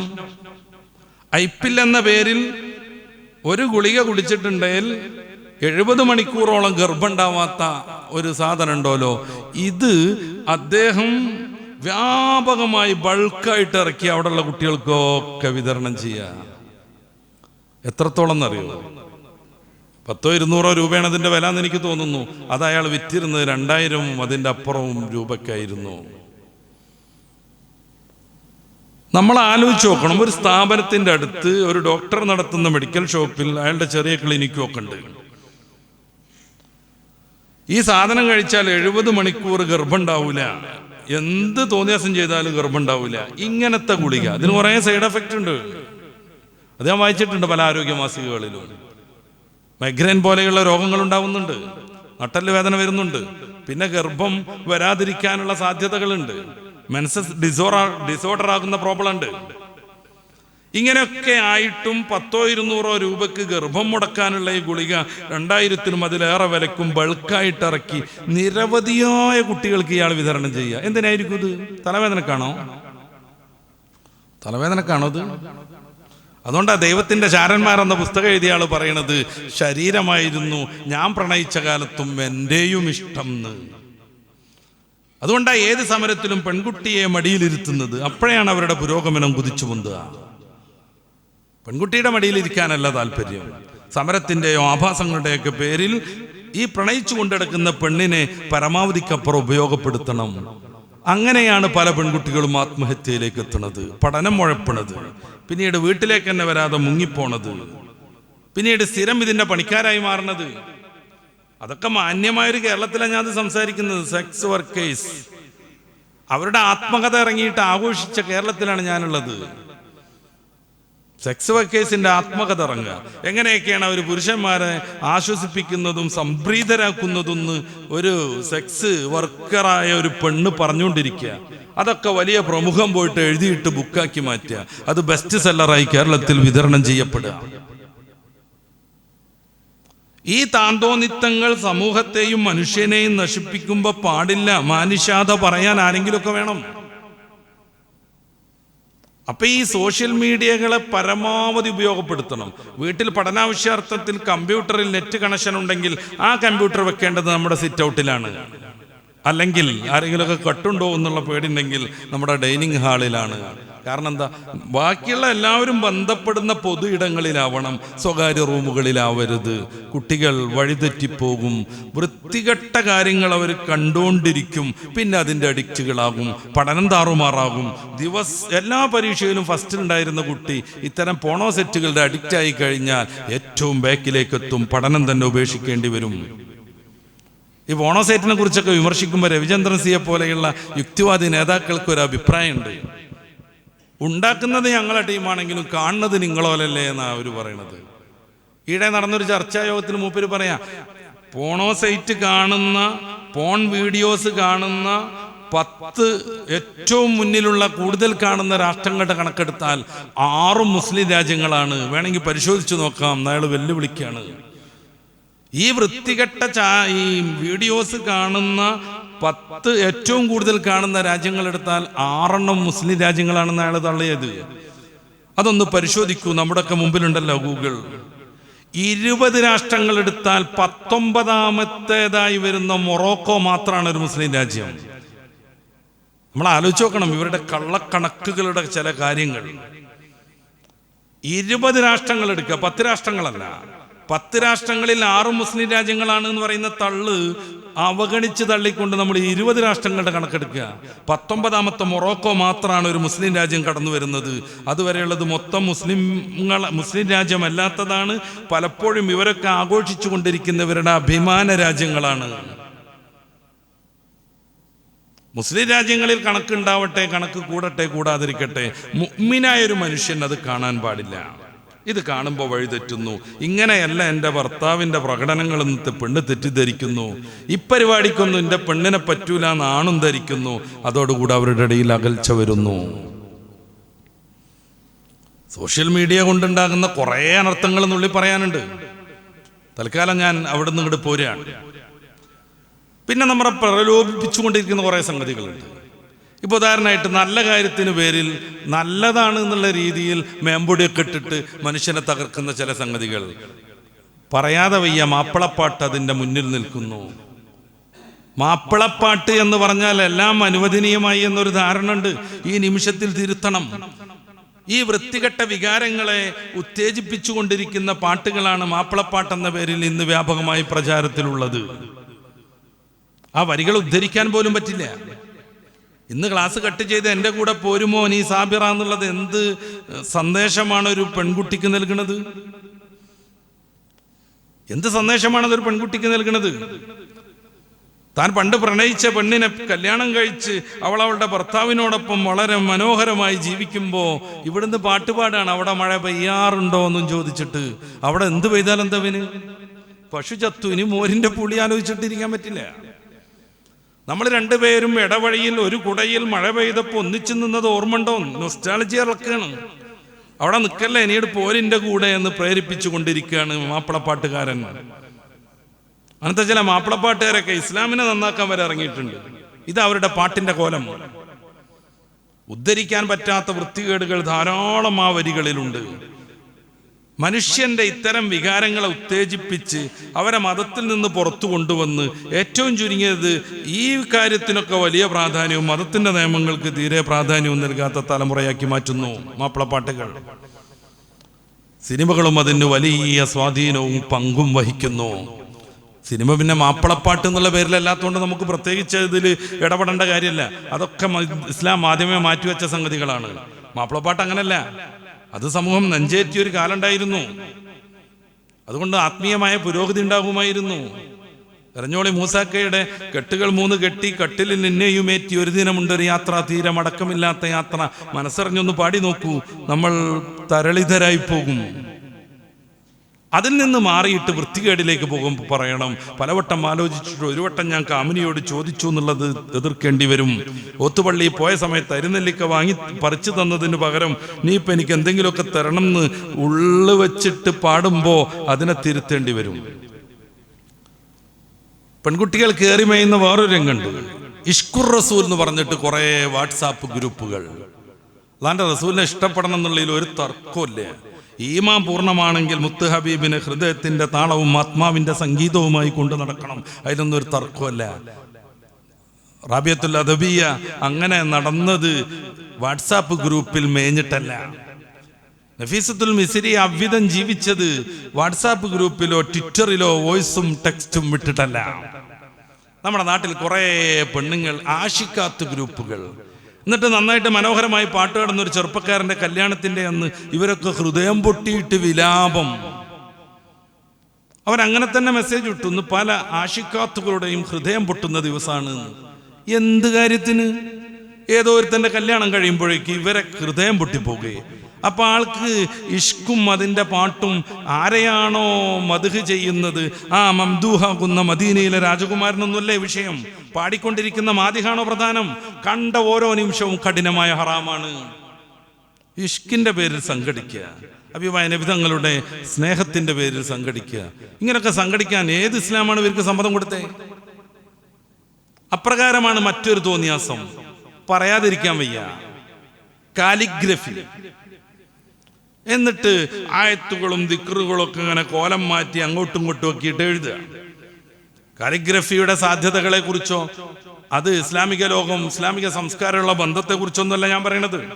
എന്നിട്ട് ഏതെങ്കിലും പെൺകുട്ടി ഈ പേനെടുത്തവരൊക്കെ കാലിഗ്രഫി ചെയ്യുന്നവരായി മാറിയിട്ടോളെന്തോ എഴുതിയിട്ട് ഇവരുടെ പൊതു ഗ്രൂപ്പുകളിൽ അവരിത് ഇടുക. എന്നിട്ട് ഇങ്ങോട്ട് അഭിനന്ദനങ്ങൾ ഇങ്ങോട്ട് വരിക, നിൻ്റെത് നല്ല ഉഷാറുണ്ട് എന്നൊക്കെ പറയാ. ഈ കുറിപ്പുകാരൻ എന്താ ഉദ്ദേശിച്ചത് എന്ന് റബ്ബിനറിയാം. പിന്നെ അഭിനന്ദനങ്ങൾ PM-ലേക്ക് പോവുക, നേരിട്ട് വിളിച്ച് അഭിനന്ദിക്കുക. ഇതിൻ്റെ ഇടയിൽ ബന്ധങ്ങൾ വിച്ഛേദിക്കപ്പെടുക. ഭർത്തർമതികൾ ഇങ്ങനെ പ്രോത്സാഹിപ്പിക്കുന്നവരോടൊപ്പം ഇറങ്ങിപ്പോയിക്കൊണ്ടിരിക്കുക. നല്ല കാര്യങ്ങളുടെ പേരിൽ ഇബ്ലീസ് മനുഷ്യനെ നശിപ്പിക്കുന്ന ചില ഉദാഹരണങ്ങളാണിത്. ശ്രദ്ധ വേണം. ഇറങ്ങിപ്പോകാനും രാത്രി വാതിൽ തുറന്നു കൊടുക്കാനും രാത്രി വാതിലൊക്കെ തുറന്നിട്ടിട്ട് വീട്ടിൽ കിടക്കുന്ന ഉമ്മൻ്റെയും അനുജന്മാരുടെയും അനുജത്തിമാരുടെയും സുരക്ഷിതത്വം പോലും മാനിക്കാതെ ഇറങ്ങിപ്പോകാനൊക്കെ പെണ്ണിന് സാധിക്കുന്നത് സ്വകാര്യമായി അവളെ മെസ്സേജ് ചെയ്യാനും ബന്ധപ്പെടാനും സൗകര്യമുള്ള ഈ ഒരു സാധനം കൊണ്ടാണ്. നിങ്ങൾ ചിലപ്പോൾ പലപ്പോഴും കേട്ടിട്ടുണ്ടാവും, സോഷ്യൽ മീഡിയയിൽ നമ്മളെയൊക്കെ തളച്ചിട്ട സക്കർബർഗ്, ഫേസ്ബുക്കിന്റെ ഓണർ, ഉടമസ്ഥൻ, ലോകത്ത് ഒരു 4-5 കോടീശ്വരന്മാരെടുത്താൽ അതിൽ ഏറ്റവും പ്രമുഖ സ്ഥാനമൊക്കെ ഉള്ളയാൾ, ഒരു ഘട്ടത്തിൽ ലോകത്തെ ഏറ്റവും വലിയ കോടീശ്വരൻ, അയാളുടെ മകൾ മാക്സിമക്ക് ഇതുവരെയും 13 വയസ്സ് വരെയും ഒരു ഫോൺ നൽകിയിട്ടില്ല. അയാളുടെ മകൾ മാക്സിമക്ക് 13 വയസ്സ് വരെ അയാൾ ഒരു ഫോൺ നൽകിയിട്ടില്ല. നമ്മളെ മൊത്തം അതിൽ കെട്ടിയിട്ട മനുഷ്യൻ, ലോകത്തെ ഏറ്റവും വലിയ കോടീശ്വരന്മാരിൽപ്പെട്ടയാൾ, അയാളുടെ മകൾ ഇങ്ങനെ നശിക്കാൻ പാടില്ലെന്ന് അയാൾക്കറിയാം. 1 വയസ്സിലും 6 മാസത്തിലുള്ള കുട്ടിക്ക് ഫോണും കൊടുത്തിട്ട് അവൻ്റെ ഉഷാറ് പറഞ്ഞ് അഭിമാനിക്കുന്ന മാതാപിതാക്കൾ കേൾക്കുക, നമ്മളെയൊക്കെ ഇതിൽ കെട്ടിയിട്ട മനുഷ്യൻ അയാളുടെ മകൾ മാക്സിമക്ക് ഇതുവരെയും ഫോൺ നൽകിയിട്ടില്ല. ഒരു ഫോൺ മേടിച്ചു കൊടുക്കാൻ കഴിയാത്തൊരു പാവപ്പെട്ടവനൊന്നുമല്ല അയാൾ. അയാൾക്കറിയാം ഇതിൻ്റെ അനർത്ഥങ്ങൾ. പഠിക്കണ കുട്ടി ഇത് എത്രമേൽ ബന്ധപ്പെടണമെന്നതിനെ കുറിച്ച് പല ഗവൺമെൻറ്റുകളും ഇനി ഓൺലൈൻ ക്ലാസ് പാടില്ലെന്ന് പറഞ്ഞു. കൊറോണക്കാലത്ത് ഓൺലൈൻ ക്ലാസ് ഈ മൊബൈലിലേക്ക് മാറിയതിനു ശേഷമാണ് നമ്മുടെ കേരളത്തിലെ മക്കളൊക്കെ ഇவ்விதം ഇതിൻ്റെ അഡിക്റ്റുകളായി മാറിയത്. അങ്ങനെ ഈ ഓൺലൈന് കൊണ്ട്, ഇതുപോലെയുള്ള സംവിധാനങ്ങൾ കൊണ്ട് പ്രണയം പൂത്തുലയുന്നു. അങ്ങനെ ആ സമൂഹം തുലയുകയും ചെയ്യുന്നു. ഇതോടൊപ്പമുള്ള ചില സാമൂഹിക സൊസൈറ്റികളെ കുറിച്ച് നമ്മൾ പറയേണ്ടതുണ്ട്. ഒന്നും വിചാരിക്കരുത്, പല ഗുണങ്ങളും നമ്മളെ മുന്നിൽ വെച്ച് പ്രലോഭിപ്പിച്ച് പെണ്ണിനെ പുറത്തിറക്കുന്നിടത്തൊക്കെ പിന്നെ പ്രശ്നങ്ങൾ ഉണ്ടാകുന്നു. നമ്മുടെ ജില്ലയിലെ അരീക്കോട് ഭാഗത്തുള്ള ഒരു കരാട്ട മാസ്റ്ററുമായി ബന്ധപ്പെട്ട കുറേ കേസുകൾ നമ്മൾ പേപ്പറിൽ ഉടനെ വായിച്ചിട്ടുണ്ട്. അവിടെ കരാട്ട പഠിക്കാൻ വരുന്ന പെൺകുട്ടികളെ മൊത്തം അയാൾ സെക്സൽ ഹറാസ്മെന്റിന് വിധേയനാക്കി എന്നാണ് പറയുന്നത്. പല പെൺകുട്ടികളെയും മറ്റുള്ളവരുടെ മുന്നിൽ വെച്ചു പോലും വൃത്തികേടുകൾക്ക് വിധേയമാക്കിയല്ലോ. ഗുരുവിനെ ആദരിക്കണം എന്നും പറഞ്ഞിട്ടാണ് അയാൾ അവിടെ വന്ന പെൺകുട്ടികളോട് ലിപ് ലോക്ക് നടത്തിയത്, ആദരവിന്റെ ഭാഗമായിട്ട്. ഇപ്പൊ പെൺകുട്ടികളെ കരാട്ടക്ക് വിടുക, കുച്ചിപ്പുടി, ഭരതനാട്യം, ഇങ്ങനത്തെ സംഗതികളൊക്കെ പഠിപ്പിക്കാൻ വിടുക, അതൊക്കെ ഒരു ട്രെൻഡായി വന്നിട്ടുണ്ട്. ഞാനിവിടെ ഒരു സൂപ്പർ മാർക്കറ്റിൽ കണ്ടു, അത്യാവശ്യം വലിയ 2 പെൺകുട്ടികൾ ഈ കരാട്ടയുടെ വേഷം ധരിച്ചിട്ട് മുകളിൽ ഇങ്ങനെ മുടി ഇങ്ങനെ കെട്ടിവെച്ചിട്ട് അവരിങ്ങനെ അതിലൂടെ പർച്ചേസ് ചെയ്യുന്നു. കൂടെ പർദ്ദക്കെട്ടൊരു ഉമ്മയുണ്ട്. അത്യാവശ്യം വലിയ പെൺകുട്ടികൾ, ഒരു 15-16 വയസ്സുള്ള പെൺകുട്ടികൾ. ഈ കരാട്ട ഡ്രസ്സിന് ബട്ടൺ ഉണ്ടാവാറില്ല, അതിങ്ങനെ അമർത്തി വെച്ചിട്ട് നടുക്ക ബെൽറ്റ് കെട്ടുകയാണ് ചെയ്യുക. അങ്ങനെ തന്നെ പെൺകുട്ടികളുമായി സൂപ്പർ മാർക്കറ്റിലേക്ക് ഇറങ്ങുമ്പോൾ എൻ്റെ മോൾ അത്യാവശ്യം ഫിസിക്കൽ ട്രെയിനിങ് ഒക്കെ നടത്തുന്നയാളാണ് എന്ന് തോന്നിപ്പിക്കലാണോ ഈ ഉമ്മയുടെ ലക്ഷ്യം? ഞാനിത്തിരി പുരോഗമനവാദിയാണെന്ന് തെളിയിക്കലാണോ ലക്ഷ്യം? ലക്ഷ്യമെന്തായാലും കാത്തു സൂക്ഷിച്ച കസ്തൂരി മാമ്പഴം ചിലപ്പോൾ കാക്ക കൊത്തിപ്പോകും. ഇതാണ് കേരളം. എന്നിട്ട് അന്യ പുരുഷന്മാർ കരാട്ട പഠിപ്പിക്കാൻ വേണ്ടിയിട്ട് പെൺകുട്ടികളാണ് അയച്ചു കൊടുക്കുക. എന്നിട്ട് അവസാനം ഓരോ കേസ് വരുമ്പോൾ പിന്നെ ഇൻ്റെ മോളെ എന്നും പറഞ്ഞിട്ട് വിലപിച്ച് പുറത്തിറങ്ങുക. ഇവിടെ നടന്ന ചില കൊലപാതകങ്ങളിൽ വാപ്പാന്റെ കരച്ചിൽ കേട്ടു, വിഷമം തോന്നി. നമ്മളൊക്കെ വാപ്പമാരാണല്ലോ. പക്ഷേ 3-4 വർഷമായി ഈ ഒരു അന്യനോടൊപ്പം ഈ പെണ്ണ് വിലസി നടക്കുമ്പോഴൊന്നും വാപ്പാക്ക് വാപ്പയാണെന്ന ബോധം വന്നില്ലേ? ഇതെവിടെയെങ്കിലും തട്ടിപ്പോകും. കോടതിയിലൊക്കെ നിലനിൽക്കുന്ന ചില കേസുകളാണിത്. അത്രമേൽ വ്യക്തമായിട്ട് എനിക്ക് പറയാൻ കഴിയില്ല. പക്ഷെ ഈ സദസ്സിലിരിക്കുന്നവരൊക്കെ വാപ്പമാരാണ്, അല്ലെങ്കിൽ എന്നെ കേൾക്കുന്നവരൊക്കെ പലരും വാപ്പമാരാണ്. മക്കൾ ഇவ்விതൊക്കെ നടന്ന് അവസാനം കൊല ചെയ്യപ്പെട്ടിരുന്നതിന് ശേഷം ഒരൊറ്റ പെൺകുട്ടിക്കും ഈ അനുഭവം ഉണ്ടാവരുത് എന്ന് വേപതി കൊള്ളുന്നതും കരയുന്നതും എത്രമേൽ ഉഷാറുള്ളതാണ്. അവരുടെ ആത്മാർത്ഥതയെ നമ്മൾ സംശയിക്കണ്ടേ? ഈ അന്യരോടൊപ്പം സ്വന്തം പെൺകുട്ടി നടക്കുമ്പോഴും ഔദ്യോഗിക ഭർത്താവിൽ നിന്ന് പിണങ്ങി നിൽക്കുമ്പോൾ വേറൊരുത്തനെ സ്റ്റെപ്പിനിയായി വെക്കുമ്പോഴും വീട്ടുകാരുടെ സമ്മതത്തോടു കൂടെ തന്നെ അവർ പലപ്പോഴും യാത്ര ചെയ്യുമ്പോഴും ജോലി ആവശ്യാർത്ഥം എന്നൊക്കെ പറഞ്ഞിട്ട് അന്യദേശങ്ങൾ താണ്ടുമ്പോഴൊന്നും വാപ്പ എന്ന ബോധത്തിലേക്ക് ഉയരണ്ടേ? വേറൊരു കുട്ടിക്കും ഇങ്ങനെ വിഷമം ഉണ്ടാവരുതെന്ന് അവർക്ക് ആ സമയത്ത് തോന്നണ്ടേ? ഇല്ല. എന്നിട്ട് പിന്നെ എന്തെങ്കിലും പ്രശ്നം ഉണ്ടാകുമ്പോൾ തോന്നുക ആ വാപ്പയുടെ മനസ്സ് മാനിക്കാതെയല്ല ഞാനിത് പറയണത്. പക്ഷെ നമ്മൾ ചെയ്യേണ്ടിടത്ത് ചെയ്തിട്ടില്ലെങ്കിൽ പിന്നെ അനർത്ഥങ്ങളിലേക്ക് എത്തും. ഇപ്പൊ കേരളത്തിലെ ആകെ വ്യാപകമായിക്കൊണ്ടിരിക്കുന്ന ഒരു സംഗതിയാണ് പ്രഭാതകാലത്ത്, പ്രത്യേകിച്ച് നമ്മുടെ മലപ്പുറം ഭാഗത്ത് സർവ്വ പെണ്ണുങ്ങളും ആണുങ്ങളും ഒന്നിച്ചും ഒരു ചെറിയ കർട്ടനൊക്കെ നടുവിലും വെച്ചിട്ട് ഭയങ്കരമായ ഫിസിക്കൽ ട്രെയിനിങ്. നമ്മളെ പള്ളിയിലേക്ക് സുബൈക്ക് പോകുമ്പോൾ പെണ്ണുങ്ങൾ ഇറങ്ങിക്കഴിഞ്ഞു, അവർ സുബൈസ്കരിച്ചിട്ടുണ്ടാവുമെന്ന് നല്ല വിചാരം വെക്കാം നമുക്ക്. നമ്മളൊക്കെ പള്ളിയിലേക്ക് പോകണുള്ളൂ, പക്ഷെ പെണ്ണുങ്ങൾ ഇറങ്ങിക്കഴിഞ്ഞു. ശ്രദ്ധാപൂർവം പോയില്ലെങ്കിൽ പെണ്ണിന്റെ ഈ വാമപ്പിനിടയിൽ നമ്മുടെ പല്ല് പോയി പോകും പുറത്തിറങ്ങിയിട്ട്. എന്നിട്ട് പലയിടങ്ങളിലും പല ലക്ഷ്യങ്ങളോടുകൂടെ ഈ ട്രെയിനർമാർ പ്രവർത്തിക്കുന്നു. അതിൽ വിദേഹത്തുണ്ട്, മറ്റു പലതും ഉണ്ട്. അങ്ങനെ പെണ്ണുങ്ങൾക്കൊക്കെ അവരോടൊരു പ്രത്യേകമായ അനുകമ്പ വരുന്നു. നമ്മുടെ മാഷ് എന്നുള്ളൊരു സിമ്പതിയിലേക്ക് അവരെത്തുന്നു. മാഷ് പതിയെ അവൻ്റെ ഉള്ളിലുള്ള ആദർശം ഈ പെണ്ണുങ്ങളിൽ ഇഞ്ചക്ട് ചെയ്യുന്നു. അതിനൊക്കെ പുറമെ ഈ വലിയ പെണ്ണുങ്ങൾ ഇറങ്ങിയിട്ട് ചാടിക്കളിച്ച് അതിൻ്റെ വീഡിയോ എടുത്ത് പ്രദർശിപ്പിക്കുന്നു. അപ്പുറത്താണുങ്ങൾ, ഇപ്പുറത്ത് പെണ്ണുങ്ങളും, അപ്പുറത്താണുങ്ങളും ഇപ്പുറത്ത് പെണ്ണുങ്ങളും. എന്തേ ശാരീരികമായ എക്സസൈസ് പറ്റൂലേ? പറ്റും, ഒരു സംശയമില്ല.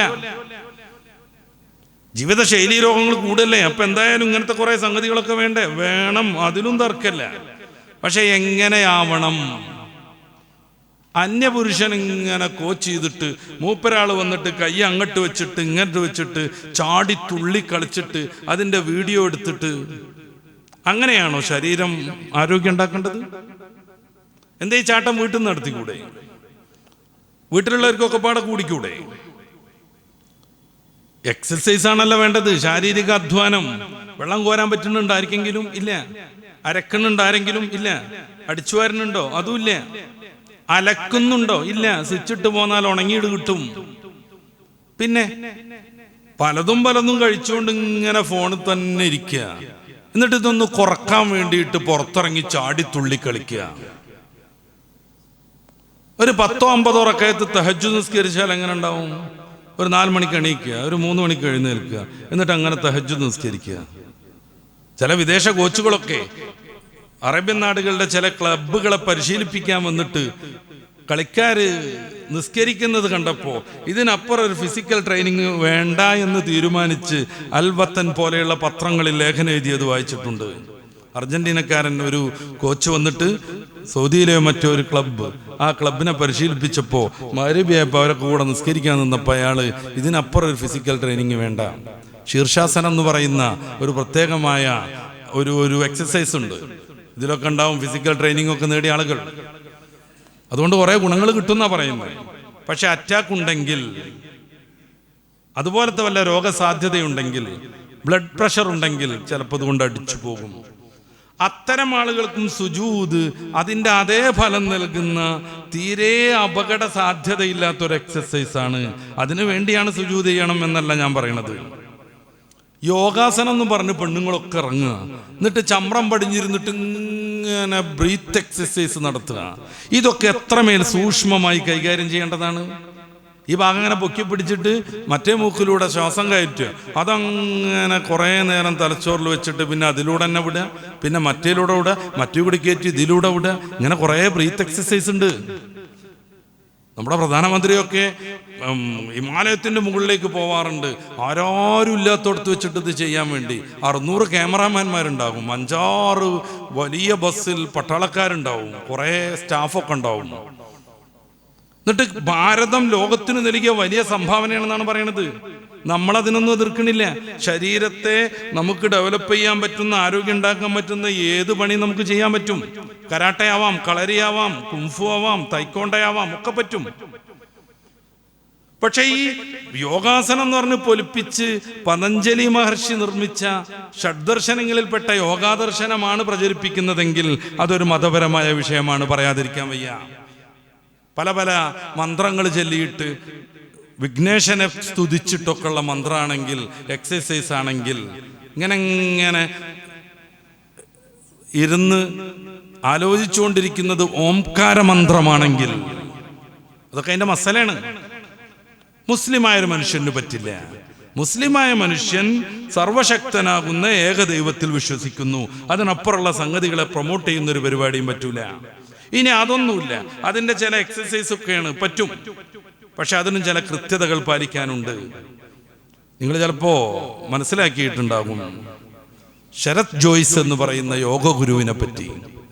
ശരത് ജോയ്സ് എന്നാണ് അദ്ദേഹത്തിന്റെ പേര്. അദ്ദേഹത്തിന്റെ അച്ഛൻ വലിയ യോഗ ഗുരുവായിരുന്നു. ലോകപ്രസിദ്ധനാണ് ഈ മനുഷ്യൻ.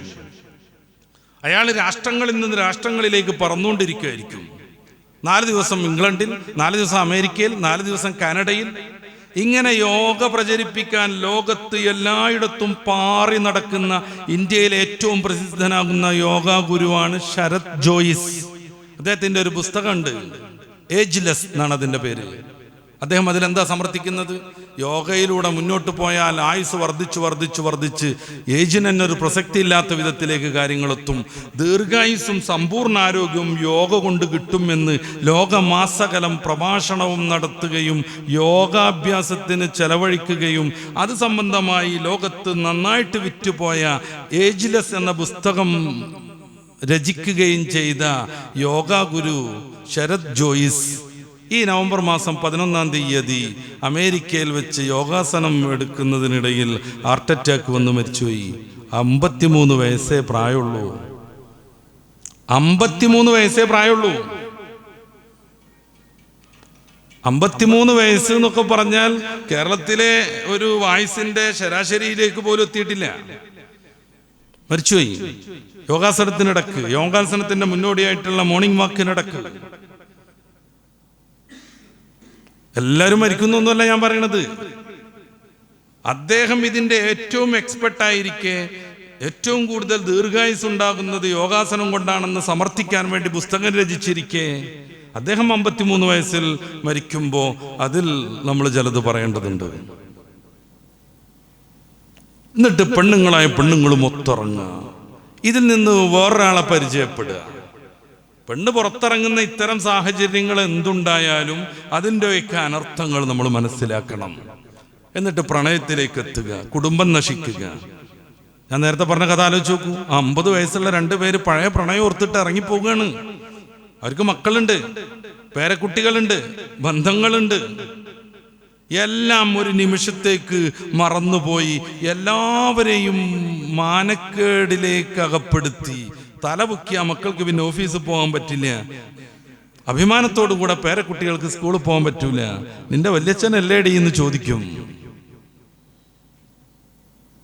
ഇതാണ് പ്രാണനെടുക്കുന്ന പ്രണയത്തെക്കുറിച്ച് നമ്മൾ പറയേണ്ടി വരുന്നത്. പ്രണയത്തിന് ഇസ്ലാം വലിയ സ്ഥാനം നൽകുന്നുണ്ട്. ആഫ്റ്റർ മാരേജ്, ബിഫോർ പറ്റൂല എന്ന് പറഞ്ഞാൽ അതുകൊണ്ട് ഈ പറഞ്ഞതും അല്ലാത്തതുമായ നിരവധിയായ അനർത്ഥങ്ങൾ ഉണ്ടാകും. അതുകൊണ്ടാണ് പൂർവികരാകുന്ന മഹതികൾ സസൂക്ഷ്മം അവരുടെ ജീവിതത്തെ മുന്നോട്ട് കൊണ്ടുപോയത്. അതുകൊണ്ടാണ് അവരിൽ ചാടിപ്പോയ കംപ്ലൈന്റ് നമുക്ക് കേൾക്കാതായത്. ആഖിറത്തിനെ കുറിച്ചുള്ള വിചാരമാണ് മുസ്ലിമിനെ മുന്നോട്ട് നയിക്കേണ്ടത്. ഞാൻ ഈ പ്രഭാഷണ വേദിയിലേക്ക് കയറിയിട്ട് കൃത്യം 1 മണിക്കൂറും 5 മിനിറ്റും നമ്മളൊക്കെ ഖബറിലേക്ക് അടുത്തു കഴിഞ്ഞു. കൃത്യം 1 മണിക്കൂറും 5 മിനിറ്റും നമ്മളൊക്കെ ഖബറിൻ്റെ അടുത്തെത്തിക്കഴിഞ്ഞു. 40 വയസ്സിൽ ജീവിച്ചു എന്ന് അഭിമാനം പറയുമ്പോൾ അതിൻ്റെ വേറൊരു പ്രയോഗം നടത്തി നോക്കുക. 40 വർഷം ഞാൻ മരിച്ചു കഴിഞ്ഞു എന്ന്. 40 വർഷം മരിച്ചു കഴിഞ്ഞു. ഒരു 60 വയസ്സാണ് നമുക്ക് പടച്ചറബ് കണക്കാക്കിയതെങ്കിൽ അതിൽ നിന്ന് എത്ര ഇനി ബാക്കിയുണ്ട് നോക്കുക. എത്രയൊക്കെയാണ് നമ്മൾ സമയം എന്തിനൊക്കെയാണ് ചെലവഴിച്ചത് എന്ന് നോക്കുക. പ്രണയത്തിനും സംസാരിക്കാനും അങ്ങോട്ടും ഇങ്ങോട്ടും ഇങ്ങനെ മെസ്സേജ് അയക്കാനും സല്ലപിച്ചിരിക്കാനൊക്കെ നമ്മൾ സമയം കളഞ്ഞോ? പ്രത്യേകം പരിശോധിക്കുക. എല്ലാവരുടെ ഫോണിലും ഉണ്ട് ഡിജിറ്റൽ എന്ന് പറയുന്ന ഈ ഒരു സംഭവം. എല്ലാവരുടെ ഫോണിലും ഉണ്ട്. അതുണ്ടാവണം നിർബന്ധമാണ്. ഒരു ദിവസം നമ്മൾ എന്തൊക്കെ ചെയ്തു ഇതിൽ എന്നുള്ളത് കൃത്യമായിട്ട് ഇതിൽ കാണും. എത്ര മണിക്കൂർ നമ്മളിത് ഉപയോഗിച്ചു, എത്ര മണിക്കൂർ ഉപയോഗിക്കുമ്പോൾ ഫേസ്ബുക്കിന് എത്ര, ഫോൺ വിളിക്കാൻ എത്ര, ഗൂഗിൾ പരിശോധിക്കാൻ എത്ര, വാട്സപ്പിന് എത്ര ടൈം, കോൾ ചെയ്യാൻ എത്ര ടൈം, ഇതൊക്കെ കൃത്യമായി ഇതിൽ നിന്ന് മനസ്സിലാക്കാൻ പറ്റും. ഇത് ഒന്നുകൂടെ നെക്കിയിട്ടുണ്ടെങ്കിൽ ഈ ആഴ്ചയിൽ മൊത്തം നമ്മുടെ എത്ര സമയം ഇതിനൊക്കെ വേണ്ടി ചെലവഴിച്ചു എന്നുള്ളതിൻ്റെ ഗ്രാഫിക് കിട്ടും. ഇടക്കിടക്ക് അതൊന്ന് പരിശോധിക്കുക. രാത്രി ഇന്ന് ഞാൻ എത്ര ഇതിനു വേണ്ടി തൊലച്ചു കളഞ്ഞു എന്നുള്ള ഒരു വിചാരം വെക്കുക. സയ്യിദന ഉമറുൽ ഫാറൂഖ് റളിയല്ലാഹു അൻഹു എല്ലാ ദിവസവും രാത്രി കാര്യങ്ങളെ വിലയിരുത്തി ശരീരത്തെ സ്വയം പ്രഹരിക്കുമായിരുന്നു. നമ്മളെ മാതിരി തോന്നിയാസം ചെയ്തിട്ടല്ല, തെറ്റ് ചെയ്തിട്ടല്ല. ഇതിലപ്പുറം ഉമറ നിനക്ക് നന്നാവാമായിരുന്നില്ലേ എന്നുള്ള ആത്മബോധം കൊണ്ട് തൻ്റെ പോക്കറ്റിൽ നിന്ന് ശമ്പളം നൽകിയിട്ട് ഒരു ജീവനക്കാരനെ വെച്ചിരുന്നു. അമീറുൽ മുഅ്മിനീൻ യാ ഉമർ യഅ്തികൽ മൗത്ത്, മരണം വരുന്നു എന്ന് പറഞ്ഞുകൊണ്ടിരിക്കാൻ. ആ ചെറുപ്പക്കാരൻ ഭംഗിയായി മനോഹരമായി തൻ്റെ ജോലി നിർവഹിച്ചു. ഇടക്കിടക്ക് സയ്യിദന ഉമറുൽ ഫാറൂഖ് തങ്ങളെ കാണും. ദേ മരണം വരാനുണ്ട് കേട്ടോ എന്ന് പറയും. ഉമറുൽ ഫാറൂഖ് തങ്ങൾ റീഫ്രഷ് ആകും. ഇബ്ലീസ് ഒരു വഴിയിലും സയ്യിദന ഉമറുൽ ഫാറൂഖ് മറുവശത്തും വന്നാൽ ഉമറിനെ പേടിച്ച് ഇബ്ലീസ് ഓടിപ്പോകുമെന്ന് സയ്യിദുന ഹബീബുന മുഹമ്മദുർ റസൂലുള്ളാഹി പ്രവചിച്ച മഹാത്മാവ്. ഔദ അല്ലാഹുൽ ഹഖ് അലാ യദി വലിസാനി ഉമർ, ഉമറിന്റെ നാക്കിലും കയ്യിലും അല്ലാഹു സത്യം നിക്ഷേപിച്ചുവെന്ന് മുത്തുറസൂൽ പ്രശംസിച്ച മഹാൻ. ലൗ കാന ബഅദി നബിയ്യുൻ ലകാന ഉമർ, എൻ്റെ ശേഷം ഒരാൾ നബിയായി വരുമായിരുന്നെങ്കിൽ അതെൻ്റെ പ്രിയപ്പെട്ട ഉമറായിരിക്കുമായിരുന്നുവെന്ന് സയ്യിദുന ഹബീബുന മുഹമ്മദുർ റസൂലുള്ളാഹി പുകഴ്ത്തിയ മഹാൻ. നേരെ സ്വർഗത്തേക്ക് പോകുന്ന 10 പേരെ എണ്ണിയപ്പോ മുത്തുറസൂൽ രണ്ടാമതായി എണ്ണി പറഞ്ഞ ഉമർ ബിനുൽ ഖത്താബും ഫിൽ ജന്ന, ആ മഹാത്മാവ് രാത്രിയാകുമ്പോൾ അന്നത്തെ ജീവിതം മല്ലൈസ് ചെയ്യും. എന്നിട്ട് ചുവരിലെടുത്തിട്ട് സ്വന്തം ശരീരത്തെ അടിച്ചുകൊണ്ടിരിക്കൂ അത്രേ. എന്തിന്? ഇതിലേറെ നന്നായിക്കൂടായിരുന്നു ഈ ദിവസം, ഇതിലേറെ ഉഷാറായിക്കൂടായിരുന്നു ഈ ദിവസം എന്ന് സ്വയം ചോദിച്ചുകൊണ്ട് അവിടുന്ന് ഒരു ജീവനക്കാരനെ വെച്ചു മരണം വരുന്നു എന്ന് പറഞ്ഞുകൊണ്ടിരിക്കാൻ. ഒരു ദിവസം രാവിലെ ഉമറുൽ ഫാറൂഖ് തങ്ങൾ ആ ചെറുപ്പക്കാരനെ വിളിച്ചു. ഇനി നിന്റെ സേവനം എനിക്ക് ആവശ്യമില്ല എന്ന് പറഞ്ഞു. സ്വാഭാവികമായും അയാൾ ഭയന്നു. എൻ്റെ കൃത്യനിർവഹണത്തിൽ വല്ല വിലോപം വന്നോ എന്ന് അദ്ദേഹം വിചാരിച്ചു. ഞാൻ ആ പണിയെടുത്തിൽ വല്ല കുറവും വന്നോ, എന്തേ പിന്നെ പിരിച്ചിടുന്നു? ഈ ആശങ്ക മനസ്സിലാക്കിയപ്പോ അമീറുൽ മുഅ്മിനീൻ സയ്യിദുന ഹബീബുന ഉമറുൽ ഫാറൂഖ് തങ്ങൾ ആ ചെറുപ്പക്കാരനെ ആശ്വസിപ്പിച്ചുകൊണ്ട് പറഞ്ഞു, മോനെ, നിന്റെ സേവനത്തിൽ വിലോപമുള്ളത് കൊണ്ടല്ല, നീ കൃത്യമായ രീതിയിൽ നിന്റെ ജോലി ചെയ്യാത്തത് കൊണ്ടല്ല. ഇതേ കറുത്ത് നീണ്ടു നിൽക്കുന്ന ഉമറിന്റെ താടിരോമങ്ങളിൽ കുറെ വെളുത്ത വെളുത്ത മുടിയിഴകൾ പ്രത്യക്ഷപ്പെട്ടിരിക്കുന്നു. ഇനി നീ വേണമെന്നില്ല ഉമറേ, യഅ്തികൽ മൗത്ത്, മരണം വരുന്നു, മരണം വരുന്നു, മരണം വരുന്നുവെന്ന് എന്നെ ഓർമ്മിപ്പിക്കാൻ എൻ്റെ താടിരോമങ്ങളിലെ നരച്ച മുടികൾ ധാരാളം മതി. ഇങ്ങനെയാണ് സമൂഹം ജീവിച്ചത്. അങ്ങനെയാണ് അവർ സ്വർഗത്തിലേക്ക് നേരിട്ട് കരേറിപ്പോയത്. പ്രണയം ഒരു നൈമിഷിക വികാരമാണ്. കുടുംബം തകരുന്നു, ജീവിതം തകരുന്നു, പ്രാണൻ തന്നെ നഷ്ടപ്പെടുന്നു. എന്താവണമെന്ന് നമ്മുടെ ചെറുപ്പക്കാരൊക്കെ ബോധത്തിലേക്ക് എത്തുക. എന്തിനാണ് ഒരു പെൺകുട്ടിയെ നശിപ്പിക്കുന്നു എന്നുള്ളത് വിചാരിക്കുക. പെൺകുട്ടികളും വിചാരിച്ചുകൊണ്ടിരിക്കുക, നമ്മളെ ഇതുവരെ വളർത്തുകയും നമുക്ക് വേണ്ടി ആത്മാർത്ഥമായും പ്രവർത്തിക്കുകയും ചെയ്ത് നമ്മുടെ മാതാപിതാക്കളെക്കാൾ അപ്പുറമൊന്നും നമ്മളെ കെയർ ചെയ്യാൻ എന്നോ വാട്സപ്പിൽ ഒരു വോയിസ് കേട്ടതിന് കാരണത്താൽ അല്ലെങ്കിൽ ഒരു മിസ്ഡ് കോൾ വന്നതിൻ്റെ പിറകെ പോയ ഈ ചെറുപ്പക്കാരൻ പര്യാപ്തനല്ലെന്ന് മനസ്സിലാക്കുക.